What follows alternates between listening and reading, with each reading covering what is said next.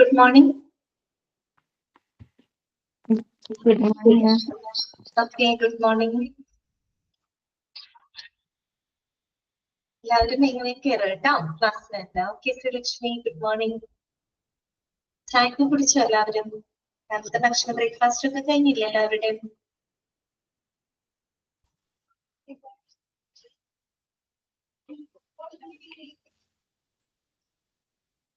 Okay, അപ്പൊ നമുക്ക് ഇന്നത്തെ ക്ലാസ് സ്റ്റാർട്ട് ചെയ്യാം കേട്ടോ. അന്ന് കുട്ടികൾ കുറവാണല്ലോ, എന്ത് പറ്റി? കുട്ടികൾ കുറവാണല്ലോ.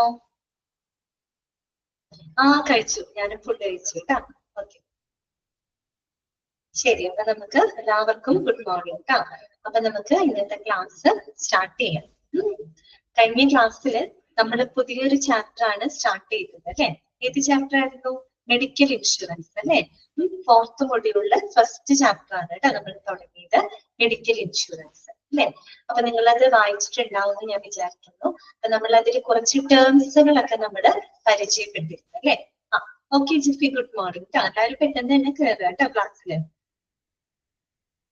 അപ്പൊ നമ്മള് കഴിഞ്ഞ ക്ലാസ്സിൽ മെഡിക്കൽ ഇൻഷുറൻസ് സ്റ്റാർട്ട് ചെയ്തു. ആദ്യം നമ്മൾ കുറെ ടേംസുകൾ പരിചയപ്പെട്ടു അല്ലെ.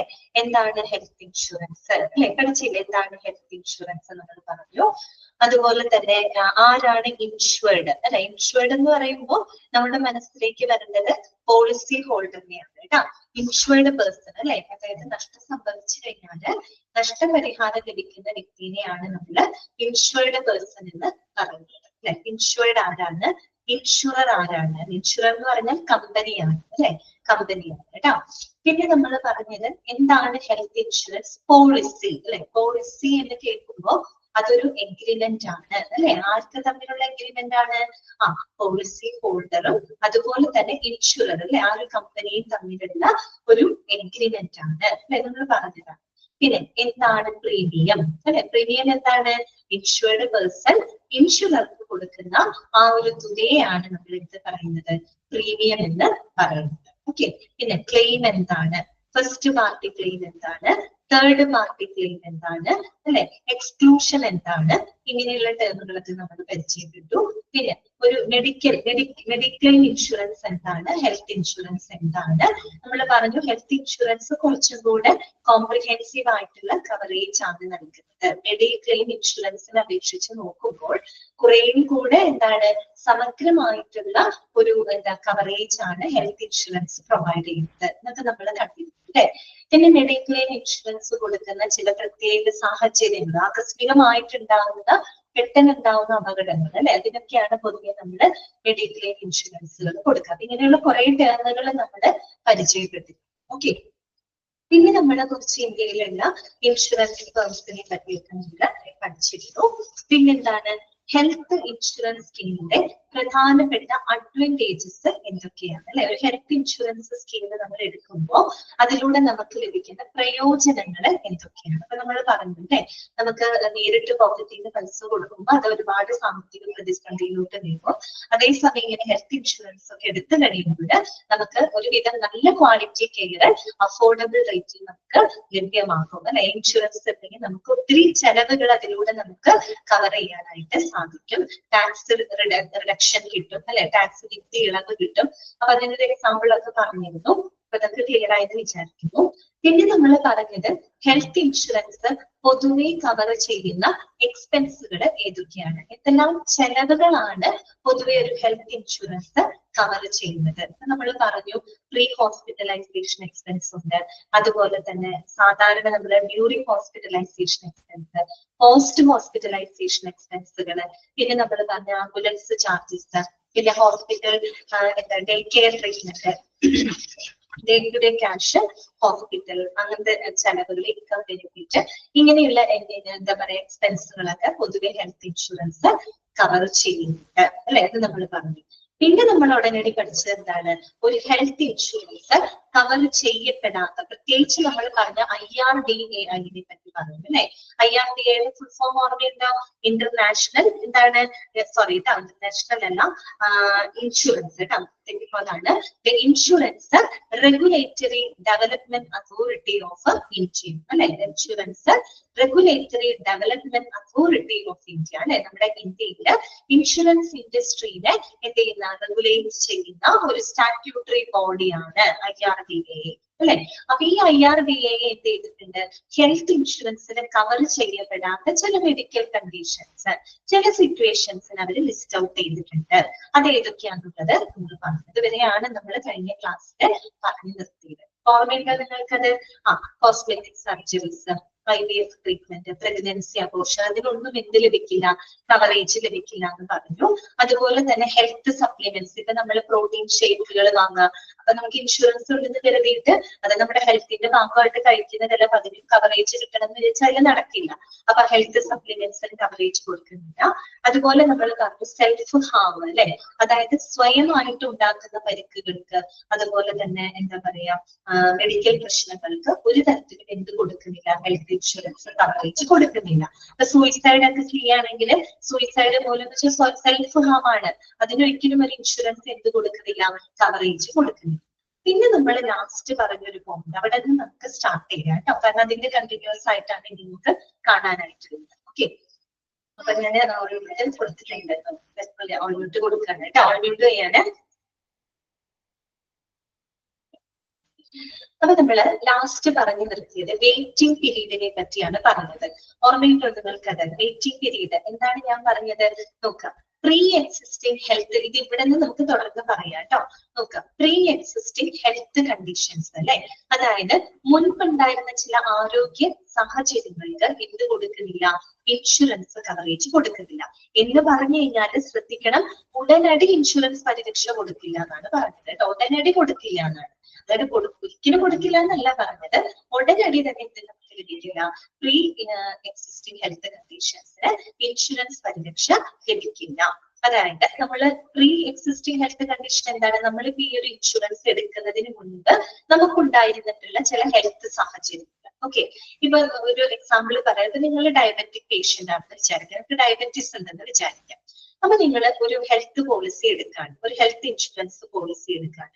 പക്ഷെ ആ ഒരു ഹെൽത്ത് ഇൻഷുറൻസ് പോളിസിയിൽ കൃത്യമായിട്ട് അവരെന്ത് ചെയ്യുന്നുണ്ട്, ഒരു പ്രീ എക്സിസ്റ്റിംഗ് വെയിറ്റിംഗ് പീരീഡ് അവർ കൊടുക്കുന്നുണ്ട്. നമ്മൾ പറയുന്ന വെയിറ്റിംഗ് പീരീഡിലോട്ട് എത്താനാണ് കേട്ടോ. അതായത് ഉടനടി പരിരക്ഷ കൊടുക്കില്ല എന്ന് പറഞ്ഞാൽ ചില സ്പെസിഫിക് കണ്ടീഷൻസിന് ഈ കമ്പനി എന്ത് ചെയ്യും, ഒരു വെയിറ്റിംഗ് പീരീഡ് അലോക്കേറ്റ് ചെയ്യും. അതായത് ഒരു വെയിറ്റിംഗ് പീരീഡ്, വെയിറ്റിംഗ് പീരീഡ് എന്ന് പറയുമ്പോൾ നമ്മൾ വെയിറ്റ് ചെയ്യണം അല്ലെ, നമ്മൾ കാത്തിരിക്കണം എന്ന് പറഞ്ഞ സാധാരണ അവർ പറയുന്നത് ഒരു 12 to 48 months ആണ്. അതായത് 1 വർഷം മുതൽ 4 വർഷം വരെയാണ് ആ ഒരു കാലയളവാണ് പൊതുവെ നമ്മൾ വെയിറ്റിംഗ് പീരീഡ് ആയിട്ട് കമ്പനികൾ പ്രൊവൈഡ് ചെയ്യുന്നത്. അത് വ്യത്യാസം ഉണ്ടാവും കേട്ടോ, അതൊരു കമ്പനിയുടെ അതുപോലെ അവരെടുക്കുന്ന പോളിസിക്ക് അനുസരിച്ച് ആ ഒരു കാലയളവിൽ വ്യത്യാസം ഉണ്ടാവും. പക്ഷെ പൊതുവെ എത്രയാണ്, 1 വർഷം മുതൽ 4 വർഷ കാലയളവാണ് പൊതുവെ വെയിറ്റിംഗ് പീരീഡിൽ വെക്കാം. എന്താണ് വെയിറ്റിംഗ് പീരീഡ് എന്ന് പറഞ്ഞാല്, ആ ഒരു കാലയളവില് നമുക്ക് ആ ഒരു സ്പെസിഫിക് കണ്ടീഷൻസിന് വേണ്ടിയിട്ട് ഇൻഷുറൻസ് ക്ലെയിം ചെയ്യാനായിട്ട് സാധിക്കില്ല. അതാണ് വെയിറ്റിംഗ് പീരീഡ്, നമ്മൾ വെയിറ്റ് ചെയ്തിരിക്കേണ്ടി വരും. ഓക്കെ, അതായത് വെയിറ്റിംഗ് പീരീഡ് എന്ന് പറഞ്ഞാൽ ആ ഒരു കാലയളവില് നമുക്ക് ആ ഒരു സ്പെസിഫിക് കണ്ടീഷന് എന്ത് ചെയ്യാനായിട്ട് പറ്റില്ല, ഇൻഷുറൻസ് ക്ലെയിം ചെയ്യാനായിട്ട് സാധിക്കില്ല. ഓക്കെ, ഒരു എക്സാമ്പിൾ പറയുന്നത്, ഇപ്പൊ ഞാൻ നേരത്തെ പറഞ്ഞാണ്, ഇപ്പൊ ഡയബറ്റിക് ആയിട്ടുള്ള നിങ്ങൾക്ക് ഡയബറ്റീസ് ഉണ്ടെന്ന് വിചാരിക്കാം. നിങ്ങൾ ഒരു ഹെൽത്ത് ഇൻഷുറൻസ് പോളിസി എടുത്തിട്ടുണ്ട്. പക്ഷെ അതിനകത്ത് ആ ഒരു ഇൻഷുറർ, അതായത് ആ ഒരു കമ്പനി കൃത്യമായിട്ട് ഒരു pre existing health conditions waiting period വെച്ചിട്ടുണ്ട്, ഒരു കാലയളവ് വെച്ചിട്ടുണ്ട്. എന്ന് പറഞ്ഞാല് അതൊരു 24 മാസമാണ് ഇരിക്കേണ്ടത്. 24 മാസം എന്ന് പറഞ്ഞാൽ 2 വർഷമാണ് അതിന്റെ വെയിറ്റിംഗ് പീരീഡ് വെച്ചേക്കുന്നത്. അപ്പൊ ആ ഒരു 2 വർഷക്കാലം നമുക്ക് ഡയബറ്റീസ് റിലേറ്റഡ് ആയിട്ടുള്ള ട്രീറ്റ്മെന്റിന് വേണ്ടിയിട്ട് ഇൻഷുറൻസ് നമുക്ക് ക്ലെയിം ചെയ്യാനായിട്ട് സാധിക്കില്ല. പക്ഷെ സാധിക്കും എപ്പോഴാണ്, ഈ 24 മാസങ്ങൾ കഴിഞ്ഞു കഴിഞ്ഞാൽ 2 വർഷം കഴിഞ്ഞു കഴിഞ്ഞാല് നമുക്ക് എന്ത് ചെയ്യാൻ പറ്റും?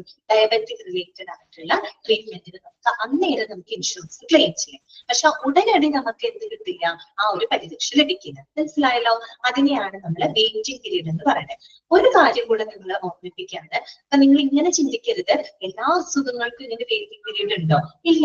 ചില സ്പെസിഫിക് കണ്ടീഷൻസിന് മാത്രമാണ് വെയിറ്റിംഗ് പീരീഡ് വെക്കുന്നത്. മനസ്സിലായല്ലോ? അപ്പൊ ഒരിക്കലും അങ്ങനെ തെറ്റിദ്ധരിക്കരുത്. അപ്പൊ ഹെൽത്ത് ഇൻഷുറൻസ് പോളിസി എടുത്താൽ ഇപ്പൊ എല്ലാ വെയിറ്റിംഗ് പീരീഡ് ഒക്കെ ഉണ്ടാവും, അത് കഴിഞ്ഞാൽ കിട്ടും. അങ്ങനെയല്ല, ചില സ്പെസിഫിക് കണ്ടീഷൻസിന് മാത്രമാണ് വെയിറ്റിംഗ് പീരീഡ് വെക്കുന്നത്. പൊതുവെ ഒട്ടുമിക്ക രോഗങ്ങൾക്ക് ഒരു മെജോറിറ്റി ഓഫ് ഡിസീസസിനുള്ള കവറേജ് ഒക്കെ കൊടുക്കുന്നുണ്ട്. പക്ഷെ ചില സ്പെസിഫിക് സാഹചര്യങ്ങൾക്ക് കമ്പനി എന്ത് ചെയ്യും? ഒരു വെയിറ്റിംഗ് പീരീഡ് വെക്കും. പിന്നെ നിങ്ങൾക്ക് മനസ്സിലാക്കാനുള്ളത്, അതൊന്നും പഠിക്കാനില്ല, എന്നാൽ അറിഞ്ഞിരിക്കാൻ വേണ്ടി പറയണം. പിന്നെ നിങ്ങൾക്ക് ഒരു ഡൗട്ട് തോന്നാം, എന്തിനാണ് ഇങ്ങനെ ഒരു കമ്പനി വെയിറ്റിംഗ് പീരീഡ് വെക്കണേ? അതിനുള്ള ആവശ്യം എന്താണ്? എന്തിനു വേണ്ടിയിട്ടാണ് അങ്ങനെ വെയിറ്റിംഗ് പീരീഡ് വെക്കണേ? ഒരു കമ്പനിയെ സംബന്ധിച്ചിടത്തോളം ആളുകള് ഇൻഷുറൻസ് ക്ലെയിം എടുത്തിട്ട് ഉടനടി തന്നെ ഇൻഷുറൻസ് പോളിസി എടുത്തിട്ട് ഉടനടി തന്നെ ക്ലെയിം ചെയ്യുന്നത് ഒഴിവാക്കാൻ വേണ്ടിയിട്ടാണ് കമ്പനി ഇങ്ങനെ ഒരു വെയിറ്റിംഗ് പീരീഡ് വെക്കുന്നത്. പിന്നെ മാത്രമല്ല, ആ ഒരു വെയിറ്റിംഗ് പീരീഡിൽ ഇരിക്കുന്ന സമയത്ത് ആളുകൾ കുറേയും കൂടെ അവരുടെ ഹെൽത്ത് ബെറ്റർ ആക്കുന്നതിന് വേണ്ടിയിട്ട്, അല്ലെങ്കിൽ ആളുകൾ കൂടുതൽ എന്താണ് അവരുടെ ഹെൽത്ത് ബെറ്റർ ആക്കുന്നതിന് വേണ്ടിയിട്ട് അവരും ട്രൈ ചെയ്യും. അപ്പൊ അങ്ങനെയൊന്നും അതിനും കൂടെ പ്രൊമോട്ട് ചെയ്യാൻ വേണ്ടിയിട്ടാണ് കമ്പനി ഇത് ചെയ്യുന്നത്. പിന്നെ മാത്രമല്ല, അനാവശ്യമായിട്ടുള്ള ക്ലെയിമുകൾ ഒഴിവാക്കാൻ വേണ്ടിയിട്ട് ആളുകൾ എന്ത് ചെയ്യും? ചിലപ്പോൾ ഇൻഷുറൻസ് എടുക്കുന്നുണ്ട്, പിന്നെ ഉടനടി ക്ലെയിം ചെയ്തേക്കാം. അങ്ങനെ ക്ലെയിം ചെയ്ത് കഴിഞ്ഞാൽ കമ്പനിയുടെ അവസ്ഥ എന്തായിരിക്കും? അല്ലെ? അപ്പൊ കമ്പനിക്ക് അവരുടെ നിലനിൽപ്പും ഒരു പ്രശ്നമാണ്, അല്ലെ? അപ്പൊ കമ്പനി എന്ത് ചെയ്യും? അനാവശ്യമായിട്ടുള്ള ക്ലെയിമുകൾ ഒഴിവാക്കാനും അതോടൊപ്പം തന്നെ പ്രീമിയം തുക കുറയ്ക്കാനും, അല്ലെ? പ്രീമിയം തുക കുറയ്ക്കാനും കൂടെ വേണ്ടിയിട്ടാണ് കമ്പനികൾ എന്ത് ചെയ്യുന്നത്? ഇത്തരത്തിലുള്ള വെയിറ്റിംഗ് പീരീഡുകൾ കൊടുക്കുന്നത്. നമ്മൾ വലിയൊരു കവറേജ് ഒക്കെ കൊടുക്കുന്ന സമയത്ത് നല്ല രീതിയിൽ നമുക്ക് പ്രീമിയം ഈടാക്കേണ്ടതായിട്ട് വരും, അല്ലെ? നല്ല നല്ല കവറേജ് ഒക്കെ കൊടുക്കുമ്പോൾ അതിനനുസരിച്ചുള്ള എമൗണ്ട്, അതായത് പ്രീമിയം ആളുകളിൽ നിന്ന് ഈടാക്കേണ്ടതായിട്ട് വരും. പക്ഷെ നമ്മളിങ്ങനെ വെയിറ്റിംഗ് പീരീഡ് വെക്കുമ്പോൾ നമുക്ക് ഒരു പരിധി വരെ നമുക്ക് എന്ത് ചെയ്യാൻ പറ്റും? പ്രീമിയം നമുക്ക് കുറയ്ക്കാനായിട്ട് സാധിക്കും. അതായത് ആളുകൾക്ക് വലിയൊരു എമൗണ്ട് അടയ്ക്കാതെ എന്നാൽ ഒരു റീസണബിൾ ആയിട്ടുള്ള ഒരു എമൗണ്ടിൽ പ്രീമിയം അടച്ചുകൊണ്ട് ഇൻഷുറൻസ് പരിരക്ഷ ലഭിക്കാൻ അവർക്കും കൂടെ ബെനിഫിറ്റ് ആക്കാൻ വേണ്ടിയിട്ടാണ് കമ്പനി ഇങ്ങനെ വെയിറ്റിംഗ് പീരീഡുകൾ വെക്കുന്നത്. ഓക്കെ, അതൊക്കെ നിങ്ങൾ ജസ്റ്റ് ഒന്ന് മനസ്സിലാക്കി വെച്ചാൽ, അങ്ങനെ ഒരു ചോദ്യം നിങ്ങളുടെ മനസ്സിൽ വരികയാണെങ്കിൽ അതിനു വേണ്ടി മാത്രം ഞാൻ പറഞ്ഞതാണ് കേട്ടോ. നമുക്ക് പഠിക്കാനില്ല, നിങ്ങൾ അത്രയേ ഉള്ളൂ കേട്ടോ. അപ്പൊ നമുക്ക് നോക്കാം. Diseases which are existing earlier are not covered under health insurance right away. ഉടനടി തന്നെ പരിരക്ഷ ലഭിക്കുന്നില്ല. Some plans do not provide cover for high blood pressure and diabetes, while many others do. Okay, പിന്നെന്താണ്? The insurer will provide a duration after which the claims for the pre-existing health condition can be made. ഒരു waiting period വെക്കും, അല്ലെ? അതിനുശേഷം മാത്രമേ നമുക്ക് അതിന് വേണ്ടിയിട്ട് claim ചെയ്യാനായിട്ട് സാധിക്കുള്ളൂ. ഇനി നോക്കിയേ, ഇത് ഇമ്പോർട്ടന്റ് ആണ് കേട്ടോ. The waiting period depends on the insurer and can be between 12 to 48 months. 12 to 48 months ഒന്ന് അണ്ടർലൈൻ ചെയ്തിരിക്കുക കേട്ടോ. വെയിറ്റിംഗ് പീരീഡ് പൊതുവെ എത്രയാണ് പറയുന്നത്? 12 തൊട്ട് 48 മാസം വരെ എന്ന് പറഞ്ഞാൽ ഏകദേശം 1 വർഷം തൊട്ട് 4 വർഷ കാലയളവ് വരെ വെയിറ്റിംഗ് പീരീഡ് വെക്കാറുണ്ട് കേട്ടോ. ഓക്കെ, അത് ആ ഒരു കമ്പനിയുടെ അതിന്റെ പോളിസിക്ക് അനുസരിച്ച് വ്യത്യാസമുണ്ട്. ഇത്രയും ക്ലിയർ ആണോ ഞാൻ പറഞ്ഞ കാര്യങ്ങള്? ഓക്കെ ആണോ? വെയിറ്റിംഗ് പീരീഡ് എന്താണെന്ന് നിങ്ങൾക്ക് മനസ്സിലായോ? ഓക്കെ ആണോ? ഒന്ന് റെസ്പോണ്ട് ചെയ്യാമോ? ഓക്കെ, ക്ലിയർ ആണ്. ഞാൻ ചോദിക്കുന്നു പറയുന്നു കേട്ടോ, അല്ലെങ്കിൽ എനിക്ക് മനസ്സിലാവില്ല. നിങ്ങൾക്ക് ക്ലിയർ ആയോ എന്ന് അറിയാതെ എനിക്ക് അടുത്തേക്ക് പോവാൻ പറ്റില്ല, അതുകൊണ്ടാണ് കേട്ടോ ചോദിക്കുന്നത്. അപ്പൊ നമുക്ക് അടുത്തത് നോക്കാം കേട്ടോ. ഇനി അതിനെ തുടർന്നുള്ളതാണ് disease not covered under waiting period കേട്ടോ. Disease not covered under waiting period. അതായത് നമ്മൾ പറഞ്ഞല്ലോ, ഒരു വെയിറ്റിംഗ് പീരീഡ് കൊടുക്കുമ്പോൾ നമ്മൾ പറഞ്ഞല്ലോ, ആ സമയത്ത് നമുക്ക് എന്ത് ചെയ്യാൻ പറ്റില്ല? ഇൻഷുറൻസ് ക്ലെയിം ചെയ്യാനായിട്ട് സാധിക്കില്ല. പക്ഷെ ആ ഒരു വെയിറ്റിംഗ് പീരീഡ് കഴിഞ്ഞാൽ നമുക്ക് എന്ത് കിട്ടാം? അപ്പൊ നമുക്ക് വേണ്ടി ഇൻഷുറൻസ് ക്ലെയിം ചെയ്യാം. അപ്പൊ ഇനി നമ്മൾ പഠിക്കാൻ പോകുന്നത് വെയിറ്റിംഗ് പീരീഡ് സമയത്ത് കവർ ചെയ്യാത്ത അല്ലെങ്കിൽ ഒരു വെയിറ്റിംഗ് പീരീഡിൽ ഇരിക്കുന്ന അസുഖങ്ങൾ ഏതൊക്കെയാണ്? ഞാൻ പറഞ്ഞ എല്ലാത്തിനും അല്ല, ചില സ്പെസിഫിക് കണ്ടീഷൻസിന് മാത്രമാണ് കമ്പനികൾ വെയിറ്റിംഗ് പീരീഡ് വെക്കുന്നത്, അല്ലെ? ആ ഒരു വെയിറ്റിംഗ് പീരീഡിൽ വരുന്ന അസുഖങ്ങൾ ഏതൊക്കെയാണ്? അതാണ് നമ്മൾ ഇനി പഠിക്കാനായിട്ട് പറയുന്നത്. എന്താണ് രാജേഷ്? സെൽഫ് ഹാം കഴിഞ്ഞ ക്ലാസ്സിൽ പറഞ്ഞു കേട്ടോ. കഴിഞ്ഞ ക്ലാസ് അറ്റൻഡ് ചെയ്തിട്ടുണ്ടായിരുന്നില്ലേ? സെൽഫ് ഹാം കഴിഞ്ഞ ദിവസത്തെ ക്ലാസ്സിൽ പറഞ്ഞതാണ് കേട്ടോ. ഓക്കെ, സെൽഫ് ഹാം എന്ന് പറഞ്ഞ എന്താണ്? നമ്മൾ സ്വന്തമായിട്ട് നമുക്ക് സ്വയം വരുത്തുന്ന ജീവഹാനിക്ക് അല്ലെങ്കിൽ പരിക്കുകൾക്ക് എന്ത് കൊടുക്കില്ല? ഇൻഷുറൻസ് കവറേജ് കൊടുക്കില്ല. ഇതുവരെ ഞാൻ കഴിഞ്ഞ ക്ലാസ്സിൽ കംപ്ലീറ്റ് ചെയ്തതാണ് കേട്ടോ. എനിക്ക് തോന്നുന്നു ആ സമയമായപ്പോഴേക്കും കുറെ പേര് ലെഫ്റ്റ് ആയി പോയി. 12:30 ക്ലാസ്, 11:30 to 12:30 ക്ലാസ് ആയിരുന്നു. ആ ടൈം ആയപ്പോ 12 മണി കഴിയുമ്പോൾ തന്നെ കുറെ പേര് ലെഫ്റ്റ് അടിച്ച് പോലും അങ്ങനെ പോയിട്ടുണ്ടാവും കേട്ടോ. അതുകൊണ്ടാണ് ഞാൻ പറഞ്ഞത് കേട്ടോ. ഓക്കെ, ഇനി നോക്കാം. This is not covered under waiting. എന്താണ്? ഓക്കെ പറഞ്ഞില്ല കേട്ടോ. This is not covered under waiting period കേട്ടോ. അപ്പൊ വെയിറ്റിംഗ് പീരീഡ് സമയത്ത് കവർ ചെയ്യപ്പെടാത്ത അസുഖങ്ങൾ, വെയിറ്റിംഗ് പീരീഡ് എന്ന് പറയുമ്പോൾ അതിനകത്ത് കവറേജ് കിട്ടില്ല, ഓക്കെ ആണല്ലോ. അപ്പൊ അതിനകത്ത് വരുന്ന അസുഖങ്ങൾ അത് കൃത്യമായിട്ട് മനസ്സിലാക്കി വെക്കണം കേട്ടോ. അതിന് ക്വസ്റ്റ്യൻസ് വരാറുണ്ട്. നോക്കുക. Even though most health insurance plans cover a vast majority of diseases, there are some kinds of illnesses which are not covered for the first few years. അല്ലെ, പൊതുവെ എല്ലാ ഹെൽത്ത് ഇൻഷുറൻസ് പ്ലാനുകളും ഒരുവിധപ്പെട്ട അസുഖങ്ങളായിട്ട് കവറേജ് കൊടുക്കുന്നുണ്ട്. പക്ഷേ ചില അസുഖങ്ങൾക്ക് എന്ത് കിട്ടില്ല? തുടക്ക വർഷങ്ങളിൽ എന്ത് ലഭിക്കില്ല? കവറേജ് ലഭിക്കില്ല. ഓക്കെ, അപ്പൊ നോക്കുക. Given below is the list of diseases which are not covered under health. എന്താണ്? മനസ്സിലായില്ല കേട്ടോ. റഷീദ് ഒന്നുകൂടെ മെസ്സേജ് ഇടാൻ എനിക്ക് ക്ലിയർ ആയില്ല. Given below is the list of diseases which are not covered under the health insurance but come with a waiting period. നിങ്ങൾ ഇത്രയും മനസ്സിലാക്കിയാൽ മതി. വെയിറ്റിംഗ് പീരീഡിൽ ഇരിക്കുന്ന അസുഖങ്ങൾ ഏതൊക്കെയാണ്? ഈ പറയുന്ന അസുഖങ്ങൾ, താഴെ പറയുന്ന അസുഖങ്ങൾക്ക് ഒരു വെയിറ്റിംഗ് പീരീഡ് വെച്ചിട്ടുണ്ട്. ആ ഒരു വെയിറ്റിംഗ് പീരീഡിന് ശേഷം മാത്രമേ ഈ പറയുന്ന അസുഖങ്ങൾക്ക് ഇൻഷുറൻസ് നമുക്ക് ക്ലെയിം ചെയ്യാനായിട്ട് സാധിക്കുള്ളൂ. അത് കൺഫ്യൂഷനിലാണ് മനസ്സിലാക്കിയിരിക്കുന്നത് കേട്ടോ. വെയിറ്റിംഗ് പീരീഡിൽ വരുന്ന അസുഖങ്ങൾ ഏതൊക്കെയാണെന്ന് നോക്കിയേ. പൊതുവെ ഉള്ളതാണ് കേട്ടോ. ഗ്യാസ്ട്രോ ഇൻറ്റസ്റ്റൈനൽ അൾസേഴ്സ് കേട്ടോ. ഗ്യാസ്ട്രോ ഇൻറ്റസ്റ്റൈനൽ അൾസേഴ്സ് കേട്ടോ. അതായത് ഇതര നാളത്തിലൊക്കെ ഉണ്ടാവുന്ന അൾസറുകൾ ഉണ്ടല്ലോ, അതൊരു സ്പെസിഫിക് കണ്ടീഷൻ ആണ്. അതിന് എന്ത് ലഭിക്കില്ല? ഉടനടി പരിരക്ഷ ലഭിക്കില്ല. അതിനൊരു വെയിറ്റിംഗ് പീരീഡ് ഉണ്ട്. ആ വെയിറ്റിംഗ് പീരീഡ് കഴിഞ്ഞിട്ട് ഇങ്ങനെയുള്ള അസുഖങ്ങൾക്ക് നമുക്ക് എന്ത് ചെയ്യാൻ പറ്റുള്ളൂ? ഇൻഷുറൻസ് ക്ലെയിം ചെയ്യാനായിട്ട് സാധിക്കുള്ളൂ. ഓക്കെ ആണല്ലോ. അപ്പൊ ഒന്നാമത്തെ ഗ്യാസ്ട്രോ ഇൻറ്റസ്റ്റൈനൽ അൾസേഴ്സ് കേട്ടോ. അതങ്ങനെ നാളത്തിൽ ഉണ്ടാവുന്ന അൾസറുകള്. 12 o'clock ലൈവ് ക്ലാസ് വരെ ഇല്ല, 12:30 വരെ കേട്ടോ. 10:30 തൊട്ട് 12:30 വരെയാണ് മോർണിംഗ് ബാച്ചിൽ, അറിയാലോ. 10:30 to 11:30 വരെ ഫസ്റ്റ് അവറും, 11:30 to 12:30 വരെ കേട്ടോ. ഓക്കെ, 12 അല്ല 12:30 വരെ. ഞാൻ പറഞ്ഞ വേറെ ഒന്നുമല്ല, 12 മണിയാവുമ്പോ പലരും തിരക്കോ എന്തെങ്കിലും കാരണം കൊണ്ട് ലെഫ്റ്റ് ആയി പോവാറുണ്ട്. 1/2 മണിക്കൂർ ക്ലാസ് പലരും മിസ് ചെയ്യാറുണ്ട്. അതാണ് പറഞ്ഞത് കേട്ടോ. Okay, gastro intestinal ulcers. രണ്ടാമത്തത് എനി ഫോംസ് ഓഫ് ഫിസ്റ്റുല കേട്ടോ. Any forms of fistula. Fistula നിങ്ങൾ കേട്ടിട്ടില്ലേ? പൈൽസ് ഫിസ്റ്റുല എന്നൊക്കെ കേട്ടിട്ടില്ലേ? ഫിസ്റ്റുല എന്ന് പറഞ്ഞാൽ ശരിക്കും പറഞ്ഞൊരു അബ്നോർമൽ കണക്ഷൻ ആണ് കേട്ടോ. അബ്നോർമൽ കണക്ഷൻ ആണ് ബിറ്റ്വീൻ ദ ഓർഗൻസ്. അതായത് നോർമലി ഉള്ള കണക്ഷൻ അല്ല, അബ്നോർമൽ ആയിട്ട് വരുന്ന ഒരു വെസൽസുകൾ അല്ലെങ്കിൽ ഓർഗൻസ് തമ്മിൽ ഉണ്ടാകുന്ന കണക്ഷൻസ് ആണ് കേട്ടോ ഫിസ്റ്റുല എന്ന് പറയുന്നത്. സാധാരണ ഈ പറയുന്ന എക്സ്ക്രീഷൻ നടക്കുന്നത് അനസിലൂടെയാണ്. പക്ഷെ അനസിലൂടെ നടക്കാതെ അതിന് ചുറ്റുവട്ടത്തുള്ള ഏതെങ്കിലും സ്കിന്നില് ഈ പറയുന്ന പോലെ ഇൻഫെക്ഷൻ വന്ന് ആ സ്കിൻ ഓപ്പൺ ആയിട്ട് അതിലൂടെ എക്സ്ക്രീഷൻ നടക്കുന്ന ഒരു അവസ്ഥ കേട്ടോ. മലവിസർജനം നടക്കില്ല. അങ്ങനെ ഒരു അവസ്ഥയാണ് ഫിസ്റ്റുല എന്ന് പറയുന്നത് കേട്ടോ. ഓക്കെ, അതൊന്നും എന്താണെന്ന് അറിയണ്ട, ജസ്റ്റ് പറഞ്ഞതുള്ളൂ. എനി ഫോംസ് ഓഫ് ഫിസ്റ്റുല കേട്ടോ. അബ്നോർമൽ ആയിട്ടുള്ള കണക്ഷൻ വരുന്ന ഒരു അവസ്ഥയാണ് കേട്ടോ. പ്രത്യേകിച്ച് അനസും അതായത് വലതുവാരവും പിന്നെ അതിന്റെ ചുറ്റുവട്ടത്തുള്ള സ്കിന്നുകളും തമ്മിൽ അബ്നോർമൽ ഉണ്ടായിട്ട് വരുന്ന അബ്നോർമൽ ആയിട്ട് വരുന്ന കണക്ഷൻസ് ആണ് കേട്ടോ. ഓക്കെ, അതിനെയാണ് ഫിസ്റ്റുല എന്ന് പറയുന്നത്. So any forms of fistula. പിന്നെ പറയുന്നത് ബിനൈൻ പ്രോസ്റ്റാറ്റിക് ഹൈപ്പർട്രോഫി കേട്ടോ. എന്താണ് ബിനൈൻ പ്രോസ്റ്റാറ്റിക് ഹൈപ്പർട്രോഫി? അതായത് നമ്മള് പ്രോസ്ട്രേറ്റ് ഗ്ലാൻഡ് എന്ന് കേട്ടിട്ടുണ്ടോ നിങ്ങള്? പ്രോസ്ട്രേറ്റ് ഗ്ലാൻഡ് പുരുഷന്മാരിലുള്ള ഒരു ഗ്ലാൻഡ് ആണ് കേട്ടോ. പ്രോസ്ട്രേറ്റ് ഗ്ലാൻഡ്, പ്രോസ്ട്രേറ്റ് ഗ്രന്ഥി എന്നാണ് പറയാ കേട്ടോ. അവരുടെ ആ ഒരു എന്താ പറയുക ലൈംഗിക അവയവം, ആ ഒരു ഭാഗമാണ് പ്രോസ്ട്രേറ്റ് ഗ്ലാൻഡ് എന്ന് പറയുന്നത്. സോ അവിടെ വരുന്ന വീക്കമാണ് കേട്ടോ. അവിടെ വരുന്ന വീക്കം, അതായത് സാധാരണ ഒരു 40 വയസ്സൊക്കെ ആയി കഴിഞ്ഞു കഴിഞ്ഞാൽ അവർക്ക് പ്രോസ്ട്രേറ്റ് വീക്കം വരാനുള്ള സാധ്യത വളരെയധികം കൂടുതലാണ്. അപ്പോ അതിലൊരു 90% നോൺ ക്യാൻസറസ് ആയിട്ടുള്ള ഇൻഫ്ലമേഷൻസ് ആയിരിക്കും, വീക്കം ആയിരിക്കും. പക്ഷെ ഒരു 10% എങ്കിലും ക്യാൻസർ മൂലം വരുന്നതാണ്. അപ്പൊ ഈ ബിനൈൻ പ്രോസ്റ്റാറ്റിക് ഹൈപ്പർട്രോഫി എന്ന് പറഞ്ഞാല് ക്യാൻസറസ് അല്ലാത്ത വീക്കമാണ് കേട്ടോ. ക്യാൻസർ ആയിട്ടുള്ളതല്ല, ക്യാൻസറസ് അല്ലാതെ വരുന്ന പ്രോസ്ട്രേറ്റ് വീക്കം ഉണ്ടല്ലോ, അതിനെയാണ് ബിനൈൻ പ്രോസ്റ്റാറ്റിക് ഹൈപ്പർട്രോഫി. പുരുഷന്മാരിൽ വരുന്നതാണ് കേട്ടോ. ഓക്കെ, അത് ജസ്റ്റ് ഒന്ന് മനസ്സിലാക്കി വെച്ചാൽ മതി.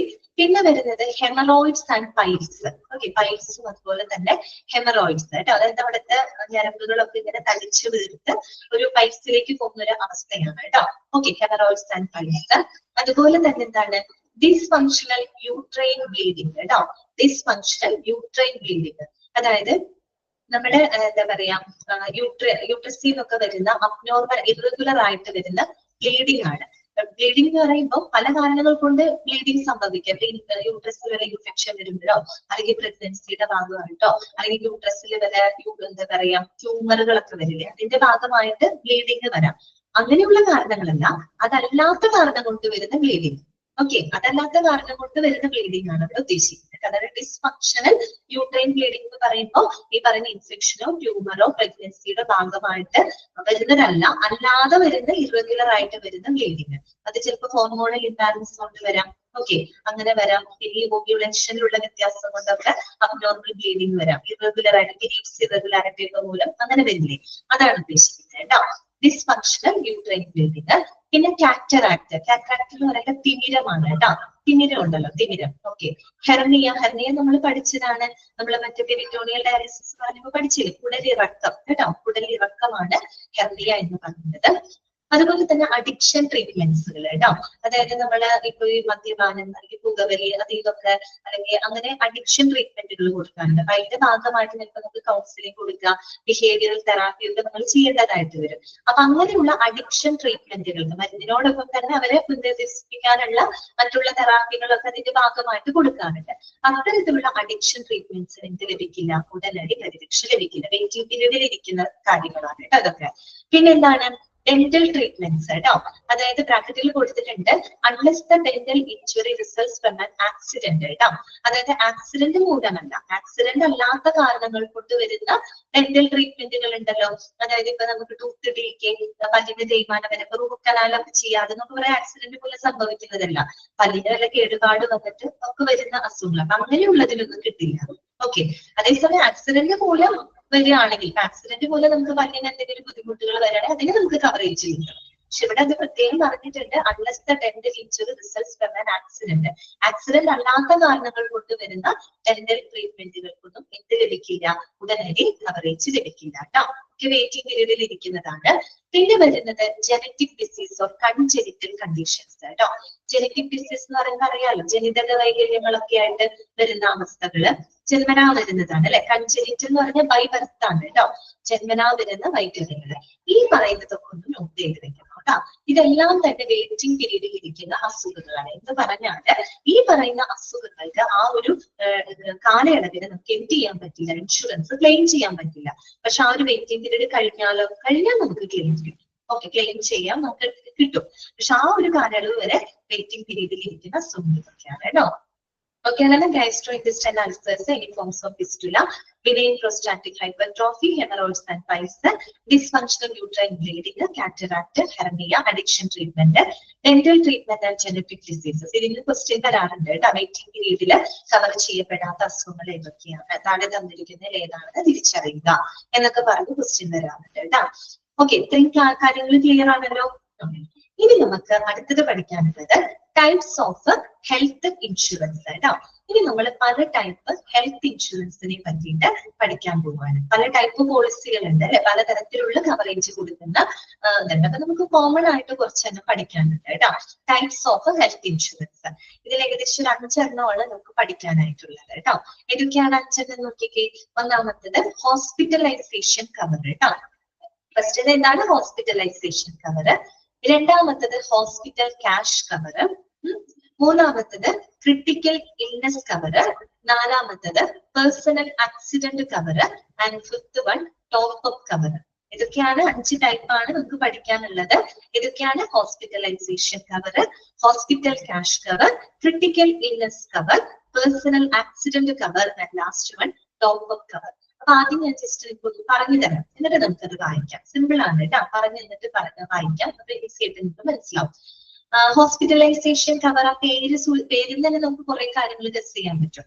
ഹോസ്പിറ്റലൈസേഷൻ കവർ എന്ന് പറയുമ്പോൾ എന്തായിരിക്കും, അതായത് ഹോസ്പിറ്റലൈസ് ചെയ്യപ്പെടുമ്പോൾ വരുന്ന ഒരു വിധപ്പെട്ട എല്ലാ മെഡിക്കൽ എക്സ്പെൻസുകൾക്കുള്ള ഇൻഷുറൻസ് പരിരക്ഷ ലഭിക്കുന്ന തരത്തിലുള്ള സ്കീമാണ് അല്ലെ. ഹോസ്പിറ്റലൈസേഷൻ കവറാണ്. അപ്പൊ അതായത് നമ്മൾ ഹോസ്പിറ്റലൈസ് ചെയ്യപ്പെടുമ്പോ, അഡ്മിറ്റ് ചെയ്യപ്പെടുമ്പോ അവിടെ വരുന്ന നമുക്ക് അസുഖമോ പരിക്കോ മൂലം നമ്മൾ ഹോസ്പിറ്റലിൽ അഡ്മിറ്റ് ചെയ്യപ്പെടുമ്പോ വരുന്ന മെഡിക്കൽ ചെലവുകളൊക്കെ കവറേജ് ലഭിക്കുന്ന സ്കീമാണ് കേട്ടോ ഹോസ്പിറ്റലൈസേഷൻ കവർ. അതിനകത്ത് അത്രയേ ഉള്ളൂ മനസ്സിലാക്കാനായിട്ട്.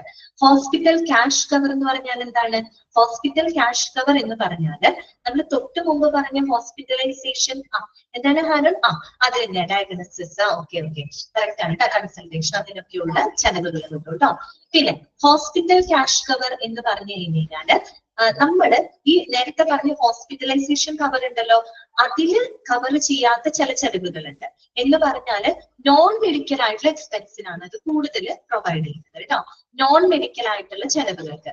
നോൺ മെഡിക്കൽ എക്സ്പെൻസ് എന്ന് പറയുമ്പോൾ നമ്മളിപ്പോ ഹോസ്പിറ്റലിലേക്ക് പോകുന്ന ട്രാൻസ്പോർട്ടേഷൻ ചാർജ് അല്ലെ, നമുക്ക് ഹോസ്പിറ്റലിൽ പോകാനും അവിടുന്ന് വരാനുള്ള ട്രാൻസ്പോർട്ടേഷൻ കോസ്റ്റുകള്, അതുപോലെ ഫുഡ് നമ്മൾ കഴിക്കുന്ന ഭക്ഷണം അല്ലെ, അതുപോലെ ഈ പറയുന്ന ലോസ്റ്റ് ഇൻകം. ആ ഒരു വ്യക്തിയാണ് ആ കുടുംബത്തിലെ വരുമാന സ്രോതസ്സെങ്കിൽ അദ്ദേഹത്തിന് എന്തെങ്കിലും അസുഖം വന്നു കഴിഞ്ഞാൽ ആ വ്യക്തിയിൽ നിന്ന് വരുന്ന വരുമാനം കുടുംബത്തിന് ലഭിക്കില്ല അല്ലെ. അപ്പൊ അതൊക്കെ എന്ന് പറയുമ്പോൾ എന്താ നോൺ മെഡിക്കൽ എക്സ്പെൻസസ് ആണ് കേട്ടോ. അതായത് ട്രാൻസ്പോർട്ടേഷൻ, ഫുഡ് അങ്ങനെയുള്ള ചെലവുകൾക്കാണ് പൊതുവെ ഹോസ്പിറ്റൽ ക്യാഷ് കവർ കൊടുക്കുന്നത് കേട്ടോ. ഓക്കെ, മനസ്സിലായല്ലോ. അടുത്തതാണ് critical illness cover. Critical illness cover എന്ന് പറയുമ്പോൾ തന്നെ പേരിൽ തന്നെ നിങ്ങൾക്ക് മനസ്സിലാവും ക്രിട്ടിക്കൽ രോഗങ്ങൾക്കാണ് അല്ലെ. അത് തന്നെ കറക്റ്റ് ആണ്. Critical cases, heart attack, cancer, അല്ലെങ്കിൽ നമ്മുടെ ഓർഗൻ ട്രാൻസ്പ്ലാന്റേഷൻ, പിന്നെ സ്ട്രോക്ക് അല്ലെ. സ്ട്രോക്ക് വരുന്നത് മൂലം പാരലൈസ് ചെയ്തൊക്കെ പോവുകയാണെങ്കിൽ അതൊക്കെ ക്രിട്ടിക്കൽ ആയിട്ടുള്ള കേസുകളാണ് അല്ലെ.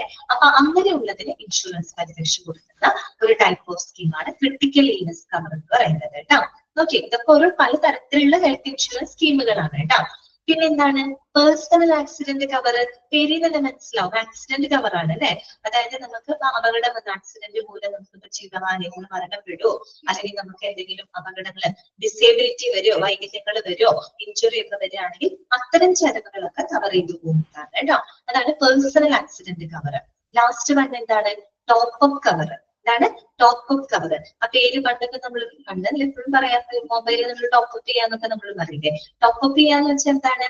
ഓൾറെഡി എക്സിസ്റ്റ് ചെയ്യുന്ന ആ ഒരു പോളിസിയിൽ നമ്മൾ അഡീഷണൽ ആയിട്ട് ആഡ് ചെയ്യാണ്. ഓക്കെ, ഓൾറെഡി എക്സിസ്റ്റ് ചെയ്യുന്ന ഒരു പോളിസി ഉണ്ട്. അപ്പൊ നമ്മൾ അതിന്റെ പരിധിയിൽ അതിലൊരു ഇത്ര തുക വരെ നമുക്ക് കിട്ടുമല്ലോ, ആ ഒരു തുകയ്ക്ക് അപ്പുറത്തേക്ക് പോയി കഴിഞ്ഞാൽ, ചെലവുകൾ ആ പരിധിക്ക് അപ്പുറത്ത് പോയി കഴിഞ്ഞാൽ നമുക്ക് ഇത്തരം ടോപ്പ് അപ്പ് കവർ ഉപയോഗപ്പെടുത്താനായിട്ട് പറ്റും. അപ്പൊ ടോപ്പ് അപ്പ് ചെയ്യാന്ന് വെച്ചാൽ ഓൾറെഡി ഉള്ളതിൽ നമ്മൾ കുറെ കൂടെ അതിനെ ബിൽഡ് ചെയ്ത് ആഡ് ഓൺ ചെയ്യാണ്, സപ്ലിമെന്റ് ചെയ്യാണ്. ഓക്കെ, അതാണ് ടോപ്പ് അപ്പ് ചെയ്യാന്ന് പറഞ്ഞത്. ഓക്കെ, അപ്പൊ ഓൾറെഡി എക്സിസ്റ്റ് ചെയ്യുന്ന ഒരു ഹെൽത്ത് ഇൻഷുറൻസ് പോളിസിയിൽ നമ്മൾ എന്ത് ചെയ്യാണ്, കുറച്ചും കൂടെ കാര്യങ്ങൾ അഡീഷണൽ കവറേജ് കിട്ടാനായിട്ട് നമ്മൾ കുറച്ചും കൂടെ അത് ആഡ് ഓൺ ചെയ്യാണ്, അതിലേക്ക് ആഡ് ചെയ്യാണ് കേട്ടോ. അതാണ് ടോപ്പ് അപ്പ് കവർ. എക്സാമ്പിൾ പറഞ്ഞു തന്നെ ഇത്രയും മനസ്സിലായോ നിങ്ങൾക്ക്? ഇത് ക്ലിയർ ആയില്ലേ? ഇത് മാത്രമാണ് അവിടെ പറഞ്ഞത്, വേറെ ഒന്നും അതിനകത്ത് ഇല്ല കേട്ടോ. ഓക്കെ, ഇത്രയും സിമ്പിൾ ആയിട്ടുള്ള കാര്യങ്ങളാണ്. അപ്പൊ നമുക്കൊന്ന് വായിക്കാം. ഹോസ്പിറ്റലൈസേഷൻ കവർ കേട്ടോ, വായിക്കാം. Hospitalization cover that provides the underline ചെയ്യാട്ടോ. ആദ്യത്തെ സെന്റൻസ് എല്ലാത്തിനും ഇമ്പോർട്ടന്റ് ആണ്, അത് അണ്ടർലൈൻ ചെയ്ത് വെക്കാം. ഹോസ്പിറ്റലൈസേഷൻ കവർ എന്ന് പറഞ്ഞാല് it provides the insured A cover for all the expenses arising out of hospitalization owing to treatment needed for illness or accident. Underline ചെയ്ത് വെക്കുക, അല്ലെങ്കിൽ ബ്രാക്കറ്റ് ചെയ്ത് വെക്കുക കേട്ടോ. അതാണ് അതിന്റെ ഉത്തരം. ഓക്കെ, ഇതാണ് ഹോസ്പിറ്റലൈസേഷൻ കവർ എന്ന് പറഞ്ഞു കഴിഞ്ഞാല് നമുക്ക് അസുഖം മൂലം അല്ലെങ്കിൽ ആക്സിഡന്റ് മൂലം നമ്മളൊരു ട്രീറ്റ്മെന്റിന് വേണ്ടിയിട്ട് ഹോസ്പിറ്റലിൽ അഡ്മിറ്റ് ചെയ്യപ്പെട്ടാല്, ഹോസ്പിറ്റലൈസേഷൻ ചെയ്ത് കഴിഞ്ഞാല് അവിടെ വരുന്ന എല്ലാവിധ എക്സ്പെൻസുകളും കവർ ചെയ്യുന്ന ഒരു ടൈപ്പ് ഓഫ് എന്താണ് ഇൻഷുറൻസ് സ്കീമാണ് ഹോസ്പിറ്റലൈസേഷൻ കവർ എന്ന് പറയുന്നത്. ഓക്കെ, ക്ലിയർ ആണല്ലോ? നോക്കാം. This is an indemnity cover. Indemnity എന്ന് പറഞ്ഞ വാക്കിന്റെ അർത്ഥം എന്താണ്? ഇൻഡെംനിറ്റി എന്ന് പറഞ്ഞ എന്താണ്? നഷ്ടപരിഹാരം എന്നാണ് കേട്ടോ. അതിനർത്ഥം നഷ്ടപരിഹാരം. ഓക്കെ, അപ്പൊ this is an indemnity cover. കാര്യം എന്താണ്? Which ensures making good for the loss the insured is suffering from. ഇത് ശരിക്കും പറഞ്ഞൊരു നഷ്ടപരിഹാര കവറേജ് ആണ്. കാര്യം എന്താന്ന് വെച്ച് കഴിഞ്ഞാല് ഈ ലോസ് മൂലം ഒരു വ്യക്തിക്ക് എന്താ പറയാ ഉണ്ടാവുന്ന എല്ലാവിധ നഷ്ടങ്ങളെയും ഒരു പരിധി വരെ നികത്താനായിട്ട് സഹായിക്കുന്ന ഒരു കവറേജ് ആണ്.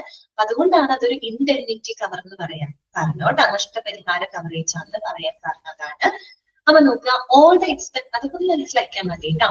All the expenses are net based on the details mentioned on required bills and hospital documents. അപ്പോ ഇവിടെ നമ്മൾ ആ ചെലവുകൾ എന്തിനെ ബേസ് ചെയ്തിട്ടാണ് കണക്കാക്കുന്നത്? ആ പറയുന്ന ഹോസ്പിറ്റലിലെ ബില്ലുകള്, ഹോസ്പിറ്റൽ ഡോക്യുമെന്റ്സുകളൊക്കെ ബേസ് ചെയ്തിട്ടാണ് മൊത്തത്തിലുള്ള ചെലവുകൾ അവിടെ കണക്കാക്കപ്പെടുന്നത് കേട്ടോ. പിന്നെന്താണ്, each cover comes with its on coverage, exclusion and limitations കേട്ടോ. ഞാൻ പറഞ്ഞല്ലോ, ഓരോ കവറേജിനും അതിൻ്റെതായ എക്സ്ക്ലൂഷൻസ് ഉണ്ടായിരിക്കും. എക്സ്ക്ലൂഷൻ എന്താണെന്ന് നമ്മൾ പറഞ്ഞു അല്ലെ. ചില കാര്യങ്ങൾക്ക് കവറേജ് കൊടുക്കില്ല അല്ലെ, ഒഴിവാക്കിയിട്ടുള്ള കാര്യങ്ങളുണ്ട്, അതിനെയാണ് നമ്മൾ എക്സ്ക്ലൂഷൻ എന്ന് പറയുന്നത്. അപ്പൊ എക്സ്ക്ലൂഷൻ നടത്തിയിട്ടുള്ള സാഹചര്യങ്ങൾ ഉണ്ടാവും, ചില പരിമിതികൾ ഉണ്ടാവും. ഓരോ കവറേജും ഓരോ രീതിയിലുള്ളതാണ് പരിരക്ഷകളാണ് കൊടുക്കുന്നത്. എല്ലാം ഒരുപോലെയാണ് കേട്ടോ. പലതും പല രീതിയിൽ, ചിലത് ആക്സിഡന്റിനായിരിക്കും കവറേജ് കൊടുക്കുന്നത്, ചിലത് ഹോസ്പിറ്റലൈസേഷൻ ആയിരിക്കും, മറ്റു ചിലത് ക്രിട്ടിക്കൽ ഇൽനെസ്സിന് മാത്രമായിട്ടുള്ള കവറേജ് ആവും. അപ്പൊ എല്ലാത്തിനും വ്യത്യാസമുണ്ട് കേട്ടോ. അതിൻ്റെതായ എക്സ്ക്ലൂഷൻസ് ഉണ്ട്, അതിൻ്റെതായ പരിമിതികളുണ്ട്. ഓക്കെ, അപ്പൊ നിങ്ങൾ ആദ്യത്തെ സെന്റൻസ് മാത്രം പഠിച്ചു വെച്ചാൽ മതി കേട്ടോ. അടുത്തതാണ് ഹോസ്പിറ്റൽ ക്യാഷ് കവർ കേട്ടോ. ഇതാണ് ഹോസ്പിറ്റൽ ക്യാഷ് കവർ. നോക്കിക്കേ, hospital cash cover attends to those expenses which are not covered under a pure hospitalization cover. Underline ചെയ്തിടാം കേട്ടോ. നമ്മളിപ്പോ പഠിച്ച ഹോസ്പിറ്റലൈസേഷൻ കവർ ഉണ്ടല്ലോ, അതിനകത്ത് കവർ ചെയ്യപ്പെടാത്ത മറ്റു പല എക്സ്പെൻസുകൾ ഉണ്ടല്ലോ, അതിന് കവറേജ് കൊടുക്കുന്ന ടൈപ്പ് ഓഫ് സ്കീമാണ് കേട്ടോ ഹോസ്പിറ്റൽ ക്യാഷ് കവർ എന്ന് പറയുന്നത്. അത് എങ്ങനെയുള്ള ചെലവാണെന്ന് ഞാൻ പറഞ്ഞത് നോൺ മെഡിക്കൽ എക്സ്പെൻസസ് ആണ് കേട്ടോ. നോൺ മെഡിക്കൽ ആയിട്ടുള്ള എക്സ്പെൻസുകളായിരിക്കും. നോക്കിക്കേ, though hospitalization covers medical expenses, there are also incidental expenses which are non-medical in nature. കണ്ടോ, ഒരുവിധം എല്ലാ ചെലവുകളും ഹോസ്പിറ്റലൈസേഷൻ കവറിനകത്ത് കയറിപ്പോയിക്കോളും. പക്ഷെ അതിനകത്ത് വരാത്ത ചില നോൺ മെഡിക്കൽ ആയിട്ടുള്ള ചെലവുകളുണ്ട്.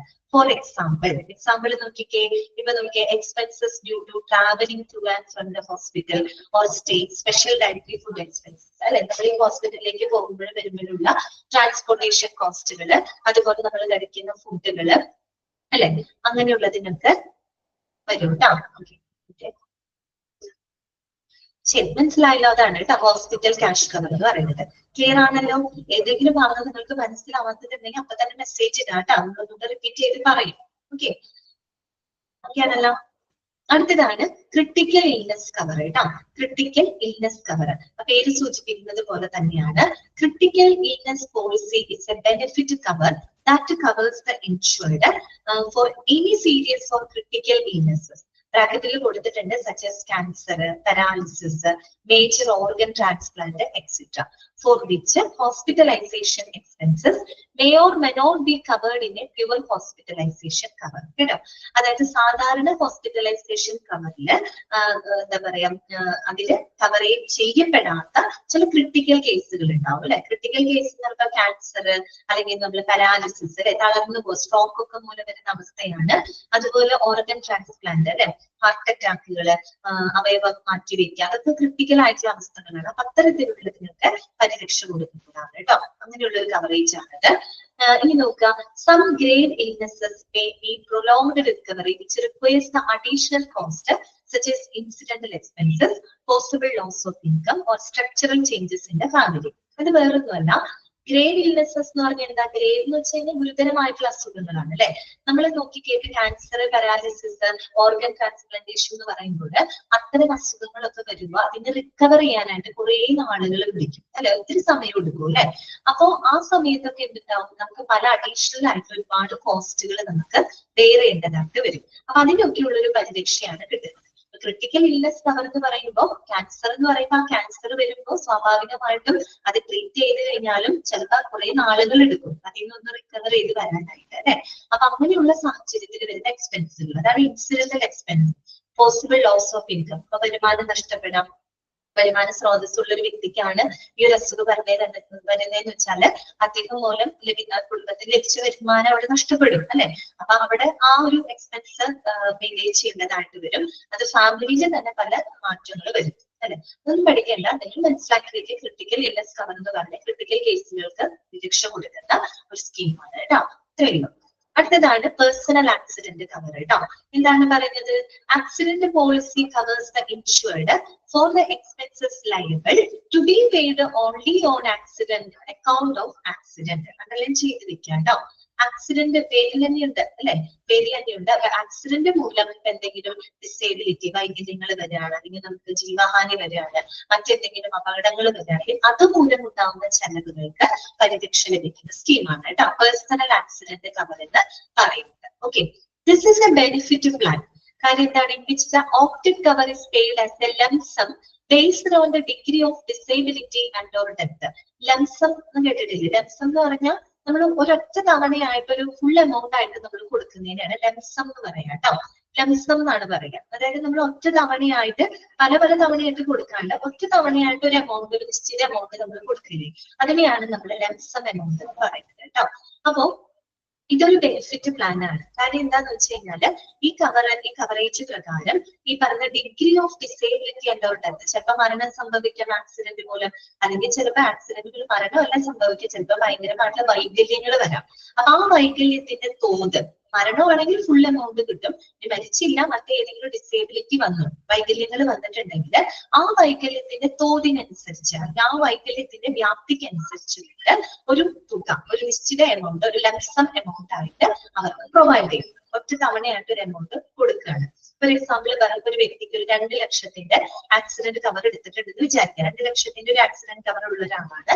അദ്ദേഹത്തിന് ഒരു ആക്സിഡന്റ് സംഭവിച്ചു, അദ്ദേഹം മരിച്ചില്ല, പക്ഷെ അദ്ദേഹത്തിന്റെ ഒരു കാല് നഷ്ടപ്പെട്ടു. ഒരു കാലം നഷ്ടപ്പെടുമ്പോൾ അദ്ദേഹത്തിന് ആ ഒരു വൈകല്യത്തിന്റെ ആ വ്യാപ്തിക്ക് അനുസരിച്ച് 1 ലക്ഷം രൂപ ഒരു ലംസം എമൗണ്ട് ആയിട്ട് അദ്ദേഹത്തിന് കൊടുക്കുകയാണ്. ഓക്കെ, അതാണ് ഞാൻ പറഞ്ഞത്. ഡിസേബിലിറ്റിയുടെ വ്യാപ്തിക്ക് അനുസരിച്ച് മരിക്കുകയാണെങ്കിൽ ഫുൾ എമൗണ്ട് കിട്ടും, അല്ലെങ്കിൽ ഡിസേബിലിറ്റി ആണ് വന്നെങ്കിൽ അതിന്റെ വ്യാപ്തിക്ക് അനുസരിച്ച് ഒരു നിശ്ചിത എമൗണ്ട് ലംസമായിട്ട് അവർക്ക് കൊടുക്കും. ഓക്കെ, ക്ലിയർ ആണല്ലോ? അതാണ് പേഴ്സണൽ ആക്സിഡന്റ് കവർ. ആക്സിഡന്റ് മൂലം ഉണ്ടാകുന്ന ചെലവുകളാണ് അതിൽ പരിരക്ഷ ലഭിക്കുന്നത്.